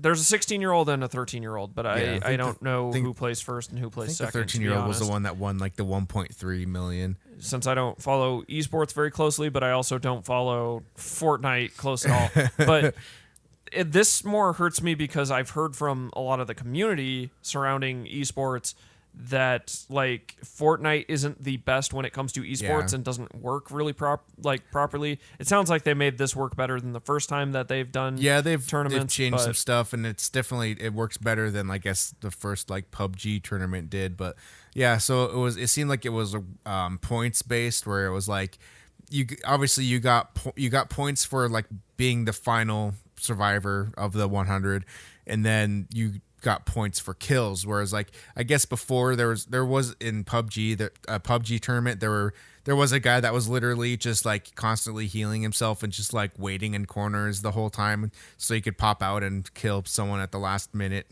and win. But his kill ratio sucked because he wasn't actually killing anybody, so they wanted to encourage people to actually go out and like do stuff in the game rather than just sit and hide. So you got points for killing people, and then you got points for like being the survivor, and then like they took those points, and then that's what put you into like the top. That's what made you advanced in the tournament. But I just don't. Where my divide is that it feels like since Epic, it's not balanced. It's not really because it's so random. Like you can jump anywhere, and the drops are random everywhere. So it's just like there's no way you can control it. And Fortnite changes on a weekly basis, and that happened a while ago where there was like some tournament coming up, or it might have been even for the same thing where it was like one of the placements for this a while ago where they changed a core function of the game like 2 days before like the tournament happened. And it screwed like everybody over who was practicing on a different patch it completely fucked up the meta. That's happened in a lot of Dota games, even though I think they've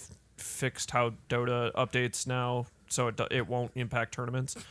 But I'm more just offended by Epic basically funneled all this money into it, and now I'm sure there's going to be people jumping ship from one game to play Fortnite because there's big money involved in more Fortnite. Money. Yeah. And once again, CS:GO is a good example of their tournaments are capped. Like, despite the fact if you love the game CS:GO and you're playing a lot of CS:GO, much money to be made. Yeah, so you might jump ship to a game you view as lesser, but yeah, I don't know. I have issues with stuff like that they're really forcing they're forcing something that in my eyes isn't really a great esports game and still has a lot of complicated issues with being competitive, and they're forcing it to be like, I'll put in quotes, the esport, like one of the predominantly like esports within the esports area. Yeah. I mean, just it's upsetting when you look at, once again, something like CS:GO, or even I'll throw in like fighting game tournaments like Smash tournaments or Tekken tournaments, Street Fighter tournaments, like all that stuff. The prize pools are a lot smaller. I mean, usually the caveat on that is it's smaller prize pool, but you're one person winning. Like that's kind of always been the thing with fighting games, is like a lot of other games have teams. usually in fighting games, it's like just you, so you get all the glory of winning. But I don't know. I wish prize pools were more balanced across esports. Yeah, that would be nice if that were the case. It's just, Because it seems like it's just whoever has the money, regardless of if their game is good for an esport or not. Because even, I don't know how much it's existed or will exist going forward, but I know Call of Duty's been trying to really break into the esports area. Yeah, and is like MLG even a thing anymore? I don't know anymore. Like that was like the thing for esports, but now it's like everybody's just doing esports on their own. But I mean, if you're a company like a Epic at this point, or if you're, once again, a Valve or a like EA or Activision or Blizzard for that matter, being both those companies being the same thing, but you have a lot more resources that you can just dump into prize pools without even crowdsourcing. Yeah, and I'm surprised that Epic hasn't just straight up started their own actual like esports like promoting company. I think that's gonna come down the line. Yeah, because I mean, if they just start this other company and they start even like taking these other games under its umbrella to host tournaments, there could be a possibility of more money in them, as long as it's like under their network. Their launcher is kind of built with esports in mind. Oh, I'm sure. I mean, because there's also like that, and now they own Rocket League, which is another pretty decent esports game. So like you combine those two, and then you have like just this big company that's like Epic Esports or something like that, and then have other companies just come in and do tournaments under that umbrella, and not being owned by Epic. Where's the several $1 million Rocket League tournament? Yeah, what the fuck? I mean, I think there is a tournament going on right now for Rocket League. How many millions can you win? I don't know. Not 0 that much. millions? I don't know how big I don't know how big the tournament is. It's definitely not that level, but how many M's can you win? None. Where's the crowdfunded Minecraft tournaments? Minecraft, the building tournaments in Minecraft. Build the best thing. Yeah. How fast can you code a computer in Minecraft? No. Yeah, so I saw another article that was saying that like the tournament was like a kid's paradise. Like I guess the vibe of this tournament, like actually physically being there, was so different compared to any other scene, where it was just like a bunch of kids that love Fortnite were just running around doing Fortnite dances. Interesting. Like it was a bunch of like people like who enjoyed the game, enjoying themselves and being like cool about it, and not being shitty, like let's say World Cup fans. Whenever a team loses or wins, they go and start a riot. I mean, this sounds great to have safe places and places for these people to enjoy themselves if Fortnite's really their thing. But I don't know. It's just a crazy amount of money for something like that. It only exists because of the money. Like if they didn't have the money, this wouldn't be a tournament thing. I think 30 million is a bit much in a tournament space. I think that's even too much for Dota, despite the fact that those prize pools, like even winning, is split like 5 ways. Wow, apparently the event even sold out. 23,700 seat stadium sold out for this tournament. Well, we'll see where Fortnite ends up in the future. Yeah, a concert with Marshmello, because I mean we already know he's tied to Fortnite. And the kid who placed first, he got paid in V-Bucks. 3 million V-Bucks. What's he gonna buy? How many dances is that gonna buy? All of them. That's the tier where you make the dance yourself. How much of that money is he gonna reinvest into Fortnite? So yeah, let's move on to another topic. We talked about Doom. We talked about Fortnite. Let's talk about more Fortnite. How about that streamer Ninja? You know Ninja? Famous for Fortnite. Famous for Fortnite. Famous for being a Twitch streamer. Well, wrong. He's not on Twitch anymore. He's now going to Mixer. Yeah, he said Twitch is canceled. Twitch is canceled. And he went to Mixer. He's going to Mixer. I can't imagine how much money Microsoft paid him to do this. We don't know if that's true or not. It has to be. It probably is. There's no way. There's no way he's going to move away from Twitch to like a Mixer that has nobody uses Mixer. I don't know. All this seems like a real bad career move. Or a really good career move. Fuck it. He doesn't need to work a day in his life. What he just does whatever he wants. He's writing that book. What book? You didn't know that? I didn't see a book. Yeah, he's working on a book Oh my god. of how. Oh yeah, that's right. Yeah, that's how to be a better gamer. Something like that. How to be the And, best gamer you can be. I just saw somebody comment, and I thought it was solid gold. They said, yeah, it'll teach the kids how to be addicted to no-dos and drink Monster. But yeah, it's like Ninja is very much a situation of lightning strikes twice. Yeah. Like he was already he was getting big in a game that nobody knew for sure was going to take off the way it did. So he was already building an audience before like it was the world's biggest game. Then on top of that, the Drake situation. So it's like lightning struck twice for him and sent him over the top. And I mean, just that's the world we live in. There's always going to be like one person who fits like some weird niche of something ultra rare happening to them. So it's one of those.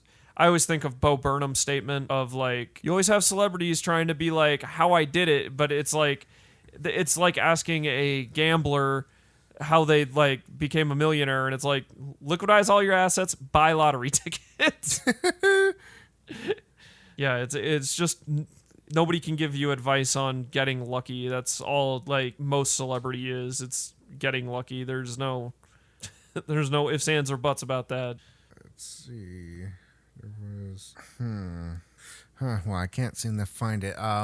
But our old friend, the Ghost of Gamer Past, actually did write a like self-help book, a self-help satire book on like how to be the best gamer you can be. I can't remember exactly what it was called, but he put it up on Amazon.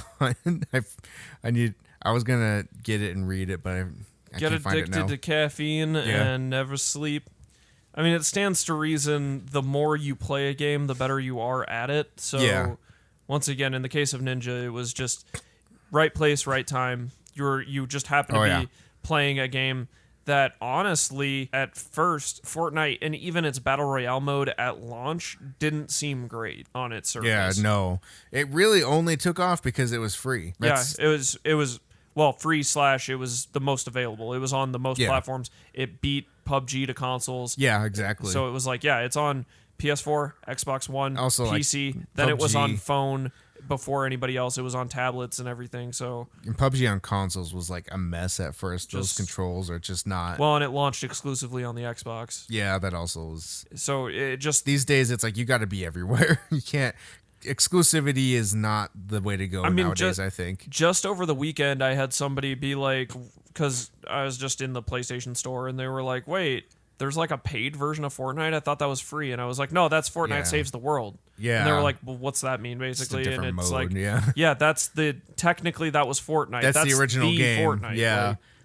The original game that they're still technically working on, but they don't give a shit about because that's not that's not making money. Yeah. So interesting case. Yeah.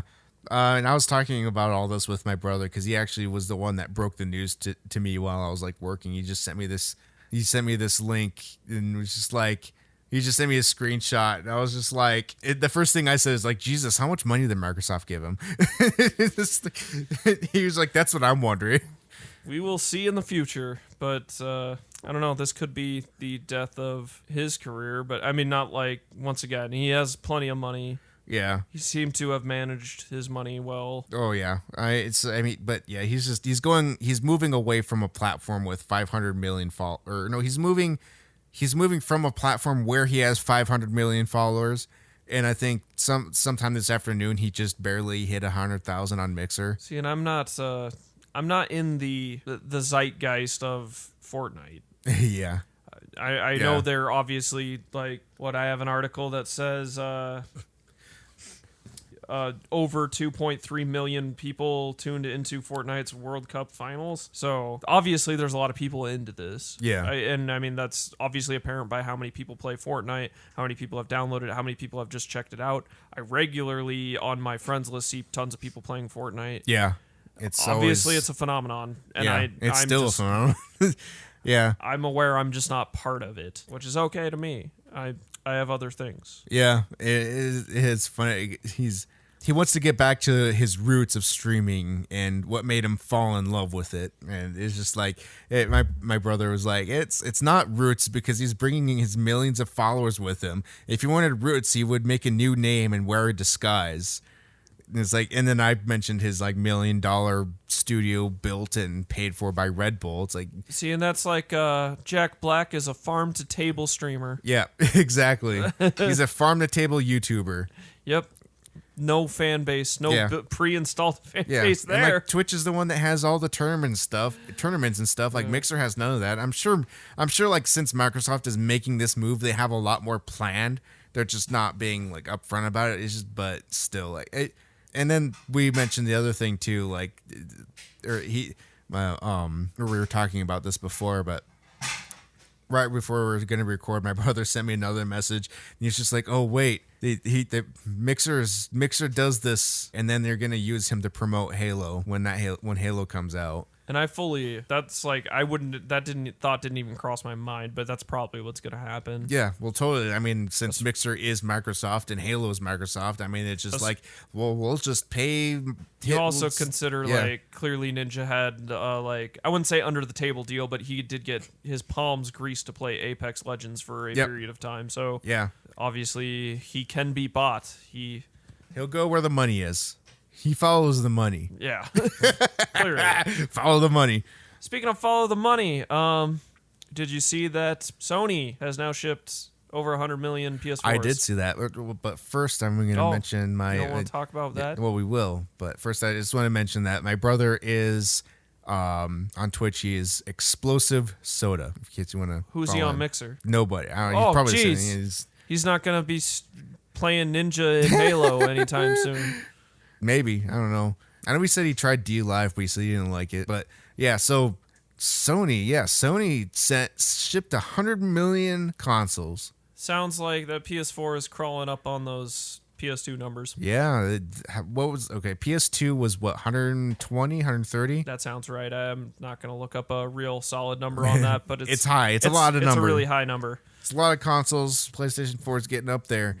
Are they going to surpass it? Who knows? It's hard to say. It's at the end of the life cycle. We're talking about new consoles. But consoles definitely sell quite a because now you're going to get the people. Yeah, you're going to get the people that are going to be like, well, now it's the older thing. I can save some money and I mean, buy other countries still consoles. I always think of Brazil. Consoles are super expensive in Brazil. Yes. So anyway, just that, I think that there's not too much to say on that, but it's impressive. But it does. This segues well into a conversation of Switch units sold. They recently posted their number, 36.87 million already. Wow, it's pretty impressive. So we're what, a year and a half into the Switch now? We're over 2 years, bro. 2 years? My time is just all fucked up. Yeah, we're just over 2 years as of March. Okay, yeah, that's right. But they did recently post their numbers of like games sold, updated on their top 10, which I will read. I find these numbers kind of crazy. So what do you think the best-selling Switch game is? Venture a guess. Super Smash Brothers. No, but you're close. Close. So Mario Kart 8 Deluxe. Oh shit! I think it was either Mario Kart or the Super numbers Smash. on this are staggering. How many? 17.89 million. Holy shit! On Mario Kart 8 Deluxe. I find that ridiculous, especially considering since it's a remake. Yes, that's why I find it absolutely ridiculous. So is it sold more than the original Mario Kart? Well, yeah. Well, I had to because Mario Kart 8 was a Wii U. Like they probably shipped more. I think there's more units sold than number of units, like consoles of the Wii U, to be honest. Yeah, more copies of the game sold than there are like Wii U's out there in existence even. Second is Mario Odyssey. I don't think that'll hold the number 2 spot for very much longer because creeping up on it is Smash Bros. Ultimate at 14.73 million. So Mario Odyssey is at 14.94 million. That's going to be overtaken. I wouldn't be surprised if Smash Ultimate does overthrow Mario Kart 8 at some point. Yeah, and but that's man, the 17 million, like 17.89 is a lot. The reason I said Smash Brothers because I remember we talked about the holiday numbers for Smash Brothers. And crazy. Yeah, like they like it was like triple the amount of like other game sales for for Nintendo games. What they did. So yeah. I was like, yeah, they should be Smash Brothers, and no, apparently not. I mean, all these numbers are pretty impressive, as you'll see when I get further down the list. So number 4 is Legend of Zelda Breath of the Wild, which makes sense. That's about where that game should be, and I say that with regards to at least Smash and Mario Kart being more co-op friendly. So it seems a lot of people are real into playing games together on the Switch, definitely. But Smash has always outsold Zelda on every platform it's ever been on, so it stands to reason it did here. And that's at 13.61. Pokemon Let's Go Pikachu and Eevee, this must be just both of the numbers put together, but it's at 10.98, which is pretty impressive considering that game hasn't been out like too horrendously long. I guess it's creeping up on a year here. Yeah. But Splatoon 2 in number 6 at 9.2, Super Mario Party at 7 with 6.99. Number 8 is New Super Mario Bros. U Deluxe, so another remake at 4.1. 1-2 Switch is number 9 at 3 million. Wow. So you're seeing like these staggering differences. Number 10 is Mario Tennis Aces at 2.75. So the difference of like number 10 being at 2.75 million to 17 million. That's insane. Yeah. It is crazy. I know another list went out to like number 20 or like 22, and that game was actually Enter the Gungeon at 1 million. And I was surprised to see an indie game up on like their top, like breaking top 25 basically. Yeah. But anyway, I just find those numbers kind of interesting, and those some of those seem pretty high, and like well deserved. It's a little crazy with the Mario Kart 8 Deluxe like attach rate, considering once again there was like 38 million. I think units. probably That's like a 50% attach rate.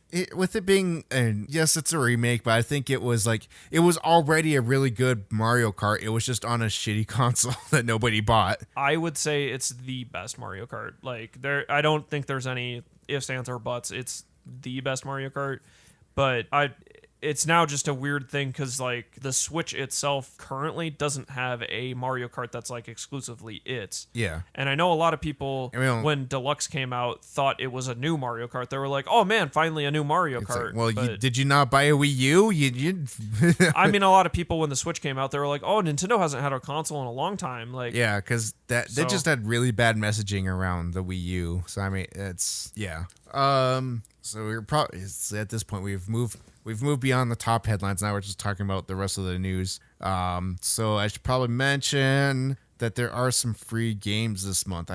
Did you see the PlayStation ones? I have the Twitch ones right here. So Twitch for August, we have Wonder Boy, The Dragon's Trap, Pumped BMX Pro, Mabel and the Wood, and Atoma Chef. And then on Xbox, I know that we're getting Gears of War 4 in August. So we're gonna to prep you for Gears of War 5 in September. And there's a few other Xbox games. Yeah, I know, but I'm trying to pull up the list. That's the one I knew off the top of my head. So the other games we're getting on Xbox is Forza Motorsport 6, which will be available August 16th. That's one of like the half month things where there's August 16th to September 15th, and then that's a July. Torchlight that's only going to be available for half of the month, so you got to jump on that one. That's August 1st to August 15th. And Castlevania Lords of Shadow available August 16th to August 31st. And I really like that game, though I know that game has a lot of animosity behind it. Like a lot of people, especially hardcore Castlevania fans, weren't really into it. I consider myself a hardcore Castlevania fan, and I liked it, but I also like God of War, and it's very much in the vein of God of War. And then PlayStation Plus is getting Wipeout Omega Collection and Sniper Elite 4. Boom. So not really games Wipeout I'm a bit interested in, which is VR compatible. Sounds like it'd make me sick. But I don't know, Sniper Elite 4 I'm not interested in as much as I've actually heard good things about it, but it's just not my type of game. Yeah. So, all right. So this is actually a funny thing because I saw this article, and we're incredibly on brand today because we were drinking Gamer Fuel, which is Mountain Dew product, and we were eating Pizza Hut pizza, which carries Pepsi products. And then I see this article that Pizza Hut is testing carry-out pizza lockies for introverts. Good. So you can just walk into a Pizza Hut and there's your pizza in a locker, and you just unlock it with your code and grab your pizza and you leave. Wow. We're just That's enabling that's introverts. one step closer to Pizza Hut being the whole thing just being a vending machine, just shutting all the human process out of it. That's what I'm seeing. The singularity is very real. It's on the way. But I thought that was funny because I'm like, yeah, look how on brand we are. We're supporting the products that support Game Fuel. So Mountain Dew really should hit us up and sponsor this podcast. So we talked about Todd Howard a little bit ago, and there's some new stuff on. There's a new bundle of like DLC stuff for Fallout 76. It's gonna set you back $25. So dump more money into a game that already burned you? Yeah, don't do it. Don't fall for Todd Howard's tricks. Do you need a Bethesda account? Yes. I think Todd Howard is actually the Tetris man in disguise.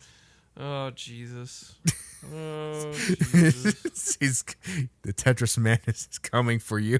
He needs all your money to buy nice jackets. Yep, and to fund more development of Skyrim being ported to everything. I want Oblivion. Yeah, let's start porting Oblivion. I want Oblivion, and I want a Morrowind remake. Let's put I don't even want a remake. Just port Oblivion to a Switch, just as is. Who And gives a people fuck? will be like, "Wow, this game's ugly," and I'd be like, "It always was ugly." With mod support. No, that would be insane. Did we talk about Team Rocket last week in Pokemon Go? I don't. I Think can't so. remember if it happened I before or don't after think the so. cast. So Team Rocket is in Pokemon Go now, and you can get Shadow Pokemon by battling them. Apparently, they're really hard to beat. Adjacent news to this is that Pokemon Go has surpassed 1 billion downloads. Oh my god, It's a lot of downloads. that's crazy for such a bad game. It's objectively a bad game. Your listeners like that game, okay? Yeah, well, you guys can enjoy it, but it's still a bad game. It might be fun, doesn't mean it's a good game. Something that's fun doesn't have to be good. I mean, just look at Fortnite. Is Fortnite good? It's fun, but is it good? Probably not. Actually, I could fully argue that middling things are the things that succeed the most in almost everything. Yeah. I'm a hater of Pokemon Go because I'm a hater of Niantic, okay? It has nothing to do with Pokemon Go. It has everything to do with Niantic. I don't like Niantic. Next. Let's see, those were the top news.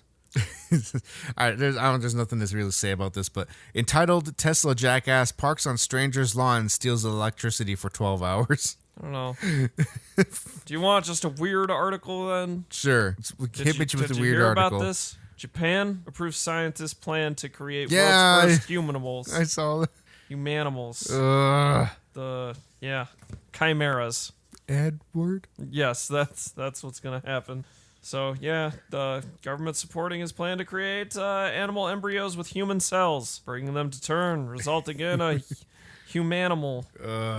This is The portmanteau of human and animal. This is why this is the real reason why they've made whaling legal again. They want to make human whales. Well, that cat movie, the Cats trailer, Yeah, those were real.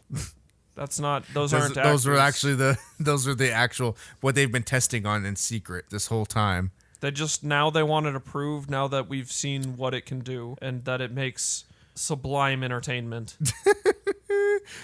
Speaking of sublime entertainment, so this guy who was a community manager for Total War, as in his final public act as community manager, he called a YouTuber a dickhead.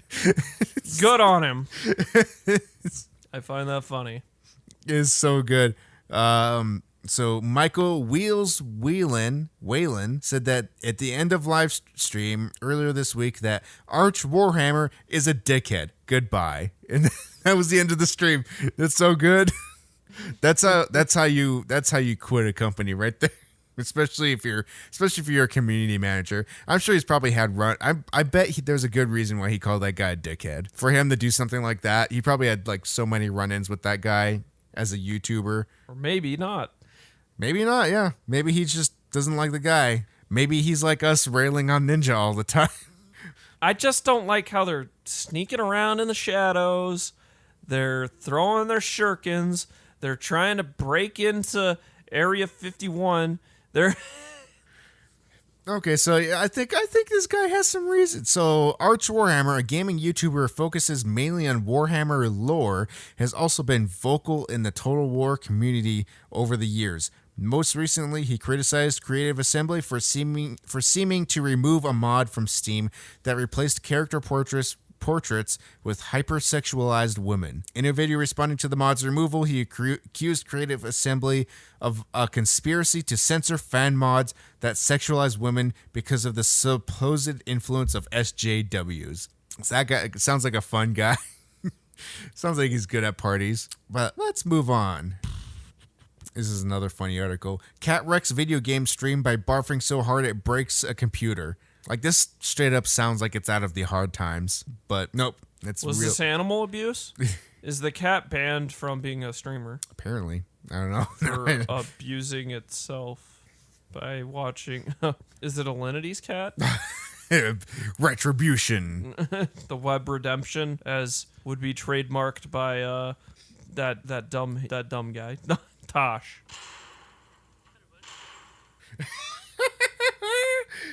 Okay, so oh Jesus. Okay, stop. So apparently the cat just vomited directly on the laptop this guy was using to stream. So he was streaming and then feeding the video into something else, and the cat just barfed on top of that computer, and it just cut the video. Wow. And the video just ends. That's pretty funny. Nice one, Alinity's cat. Oh, this was another one that was, this is related to the Fortnite World Cup. So apparently there's someone who was in the World Cup who is apparently known for cheating, a notorious cheater. Well, he lost, and the crowd cheered for him losing. He's also doping on Fortnite roids. Did they test these justice. kids for roids? Performance-enhancing monsters? They probably should Game have. fuel? Did they test them for game Probably fuel? should have tested for game fuel. That's what I'm thinking. It improves aim. I keep hitting the microphone stand with my phone here, trying to read this. Oh, Android is now unofficially on the Nintendo Switch. So back in 2018, an exploit was found in the Nintendo Switch that would allow users to run outside code. And someone figured out how to run Android. Oh, Jesus. And someone figured out how to run Android. Well, that sounds like not for me, but for people who... A Ben Heck, if you will. I don't know, people who don't care about ever accessing the internet. Basically. Yeah, things are different now. Yeah, that's for sure. Make sure you're also not using your main Nintendo account on stuff like that. But hey, pretty soon when you get a Switch Lite, a light switch, Switchless. yeah, be able to mod that one to have Android if you have a home one that's docked. Yeah. So last week when we mentioned the Kyoto animation thing, was that last week or was it the week before? When we mentioned the Kyoto animation fire, we mentioned like they canceled the movie, the free movie. Apparently, no, that's not true.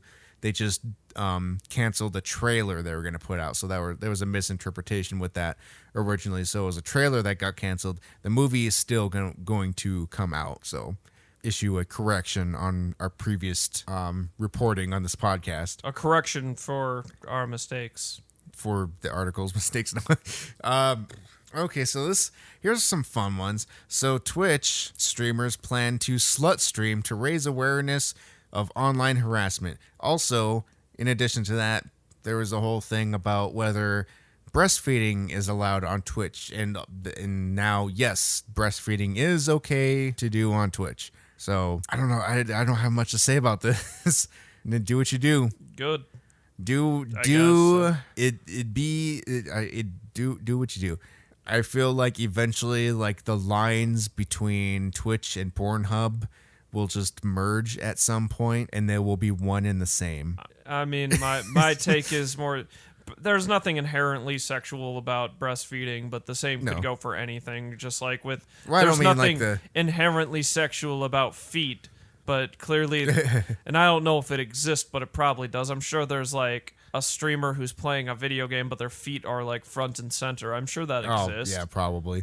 Well, I'm not like the breastfeeding is like kind of was a separate issue, but like the whole the slut stream thing, like Twitch is. I mean, because Twitch is clearly they're adopting ways of monetization that like porn sites have already been doing. Yeah, so like that's kind of very like much like private sessions and Yeah. all that. It's like that's kind of like where I'm getting at, like where it's like how long until like Pornhub just starts having like live stream gamers that just happen to be naked. Like that's what I'm talking. Like where these lines are going to start blurring until like they just become the same thing. I mean, I don't know. I don't know Twitch's rules and all that, but if you requested a private session with somebody, is there anything saying they couldn't be naked in a private session? I'm probably still, yeah, but I just don't know.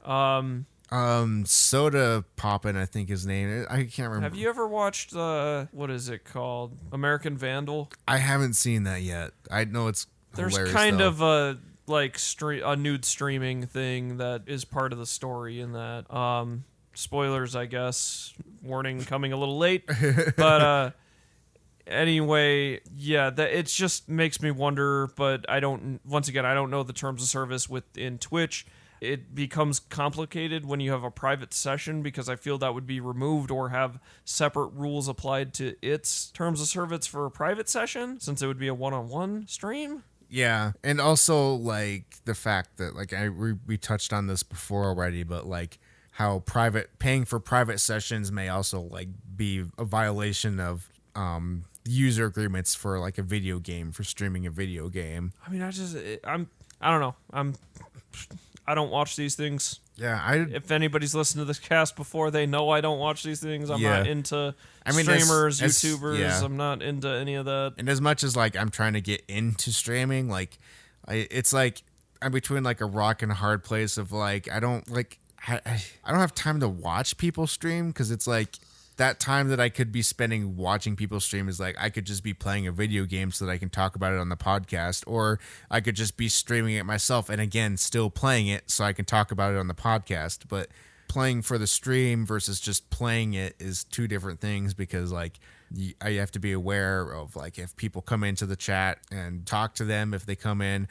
And also just like the setup too. Like if I can just sit down here and just play a video game, but if I want to stream, it's like, okay, I got to get the audio equipment out. I got to set up the stream. I got to like post on social media telling everybody that I'm going to be going live so that like people will see it and hopefully get more followers, which is like, it's hard. That's hard to get more followers on Twitch. Well, if the fans want to see it, let them post. Let them at you on Twitter. At me. Just at me and everything. I don't... Do we got time go into for- other people's posts at me there. Do we got one more article? We got a shitload more articles, but we can probably... We'll do I one can- I more. can pare We're it doing down. one more. Okay, well, God, I'm Jesus. tired. Oh, Jesus, I got so many articles here. We'll do two, because this one's a short one. We just the announcement of Hero is now going to be in Super Smash Bros. Ultimate. And he seems like he is all that is chaos. Yes. He can self-destruct. He can cast his reflect shield. He can kabuff himself. He can kaswoosh. Kashwoosh. And the next thing is this new season of Fortnite has Titans in it. So they beat Titanfall they beat Apex to the punch. There's no Titans in Apex yet, but now there's Titan. So if you want to play Titanfall, just go play Fortnite, I guess. Don't say that. I know it's not even the same. Don't even say that. Yeah, but no, yeah, for once they did something first-ish. I mean, I know Titanfall was first, but I mean, like, everyone was expecting Titans in Apex, but like we've talked about the production cycle of Apex before. Like their last character that they had just put out like had been in development like 6 months before they even released the game. Yeah, and I've even heard them talk about how it's interesting interacting with like the Reddit community, because they'll have complaints or things that they want fixed that they're like, well, it like in the build they're like the devs are playing, They already it's already fixed a it, yeah. fixed thing that they realized was a problem. Yeah. So they know like the fix is coming. It kind of Yeah. sucks being like, oh, they're gonna realize this is broken or that this is imbalanced and it's something we already changed. Yeah, I mean they really what Apex is do or what what Respawn is doing is that they're not working, they're not crunching their employees to death. That's more so. I still think Apex on the whole is a better esport because it's teams of 3. Yeah, the team aspect changes it a lot. So I know that has nothing to do with the update cycle, but and I mean, just with the update cycle being slower lends itself to esports better too, I think, because the meta's not changing constantly as rapidly. But hey, new stuff in Fortnite if that's your jam. Giant robots are always cool. That game sounds like it has something new every week for people into that stuff. But I don't think I talked about I can't keep up on that. I don't think I talked about it on the podcast, but a while back they actually did like one of their previous seasons they had snowboarding in it, and like half the map was like covered in like ice and snow, and you could just find, as one of the drops, you could find a vehicle that was a snowboard. It was like a hoverboard, so you could use it anywhere. And you just would float around, do it, and you just be jumping off cliffs and doing backflips and all this stuff, and shooting people while you're doing backflips off of these cliffs. And I did a couple matches. It wasn't bad. I enjoyed myself doing that, but I only did a couple matches, so I never really got around to playing more. But yeah, they did some cool stuff. I keep saying, like, Fortnite is just becoming a game where there's just all these games existing inside of it until it becomes Second Life 3, Second Life 2. I'll play Fortnite too. It'll be Third Life, Fort Life. All right. Well, I think that brings us to the end of the podcast. We did some new stuff this week that really sucked from the technical end, but we made it through, and I think it was better as a result because we got to do some new stuff. So as always, you can follow us on Facebook, Instagram, and Twitter. Go to our website, lategamingarena.com. You can find our Discord link there, or you can just go to chat.lategamingarena.com and come hang out with us on Discord. Also, you can check out all the other podcasts on the Gaming Podcast Alliance, and that is gamingpodcastalliance.com. And like I said at the beginning of the podcast, we do have a new member, Grief Burrito. So, I mean, so now we have Start Select, Grief Burrito, Rated G for Gamers, Pixie Podcast, Precisely, and I think that's it now. I think that's we had some other we had like New Dad Gaming. They're in there, but they're busy guys, so they still do their podcast, but we just kind of support them a little bit. But then we had other ones that kind of dropped off that stopped doing their podcast. So like In Your Element Gaming or In Your Element Podcast, they just announced the end of their podcast like yesterday. And there was Pixel Paradise, I think I mentioned once or twice, and they stopped doing their podcast like in April and like didn't even tell us. They didn't mention anything. They just posted. I found it. I just happened like we were looking at like these guys haven't like interacted with the group at all. And I went and looked at their Twitter, and like their pinned tweet was like, "Hey, yeah, so I'm suspending the podcast indefinitely. I want to pursue other projects." And it's like, well, thanks for telling me. we're sitting here wondering, like, are these guys ever gonna like talk to us? Like, I was tagging them in Twitter posts too whenever I posted about video games, and like never got any response. I was just like, this is weird.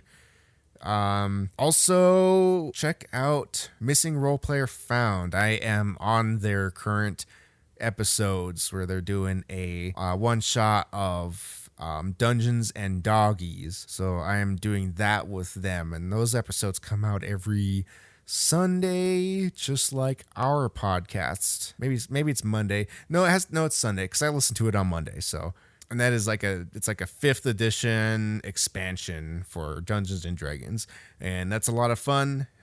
So go check them out as well, and that's gonna be the thing that they're doing for the summer until they restart their main campaign in late September or early October. I can't remember for sure.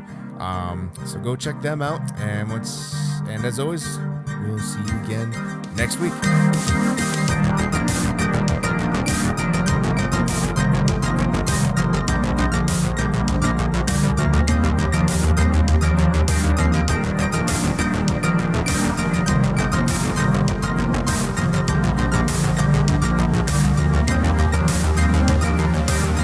Introducing our LGAcast. All right, we're introducing a very special guest calling in. Okay, caller, what's... We can split it into 2 days, you know. We could never split it into 2 days. Good thing I get to leave after Esports Corner. Yeah, me too.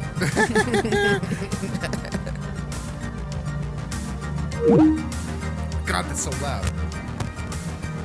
Oh God, Micro's mic is. Yeah, I had to turn your thing off. You're scratching. Okay, there you go. That echo just kept going. That was the most cancerous opening to date. Good job, everybody. Woo! That's a feels good pat in the back.